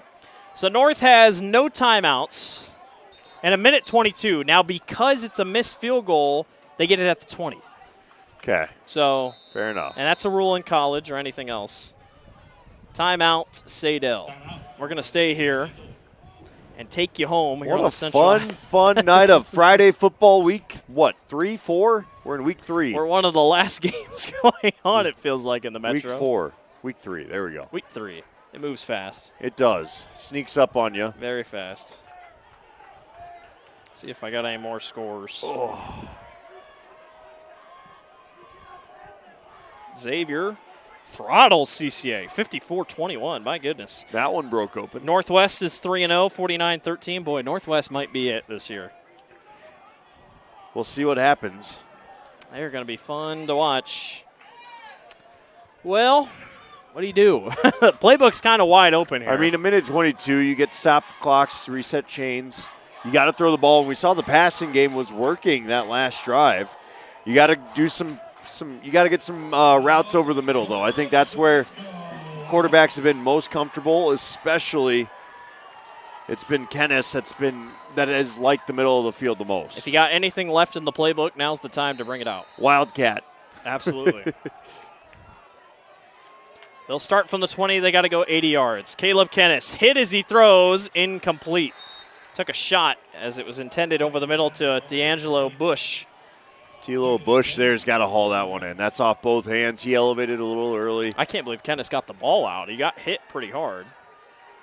But they're running these little rub routes where if you watch it again, Tavion Boone's doing just this little curl and out, and then you get the slant across the middle, and that's what they're looking for. It's worked. You just got to haul that catch in. Confusion on offense here for North. No timeouts. Yep. Still plenty of time on the play clock. Kennis going to go deep over the middle. Incomplete. Not over the middle, off to the left, I should say. Overshot his man, and it's 3rd down and 10. And Bush broke that in because a defender got in his way. If he keeps going on that route, he's either tripped up, draws a flag, or he's making a catch possibly. Well, you got 2 more downs left. You don't have to go for the home run ball right away. I think just get a little screen going. That drag screen that they had a couple drives ago was really pretty. I'd love to see that back. Saydel just 1:11 away from their first win this season. They've only won 2 games in 4 years. This will be a big win for this program and for Coach Kennis. Loads the cannon. He's got a man. Picked off. Intercepted by Shane Scott. There's gonna Flags coming in. This one's over. Blindside block going to be called, but it's not going to matter. Vincent Wheeler's the senior that gets flagged for it. Have a night. Number 3, Shane Scott, the junior, with his 2nd pick of the night. A touchdown reception, and now seals it. Tonight, what a game, though. Oh, my goodness, what a game. Scott had the first touchdown of the night, obviously, with that little 5-yard reception in the red zone, and then seals it up. Why not? Making big plays at the bookends.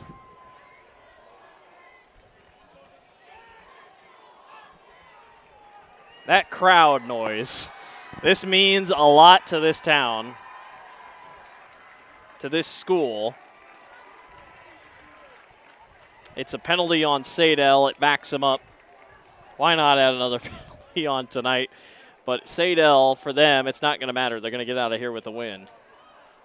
Just and what a battle classic. by Des Moines. Yeah, what a battle by Des Moines North.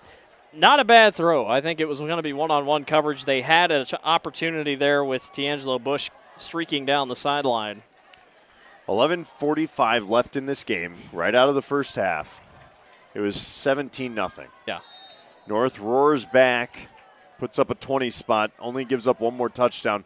They fought back every inch. There's a lot of positive. I know coaches will say don't believe in moral victories, but for North, there's a lot of moral victory to take out of this one tonight. You don't know how many times they've practiced this, but victory formation is in measure here for Saydel. They'll take one more.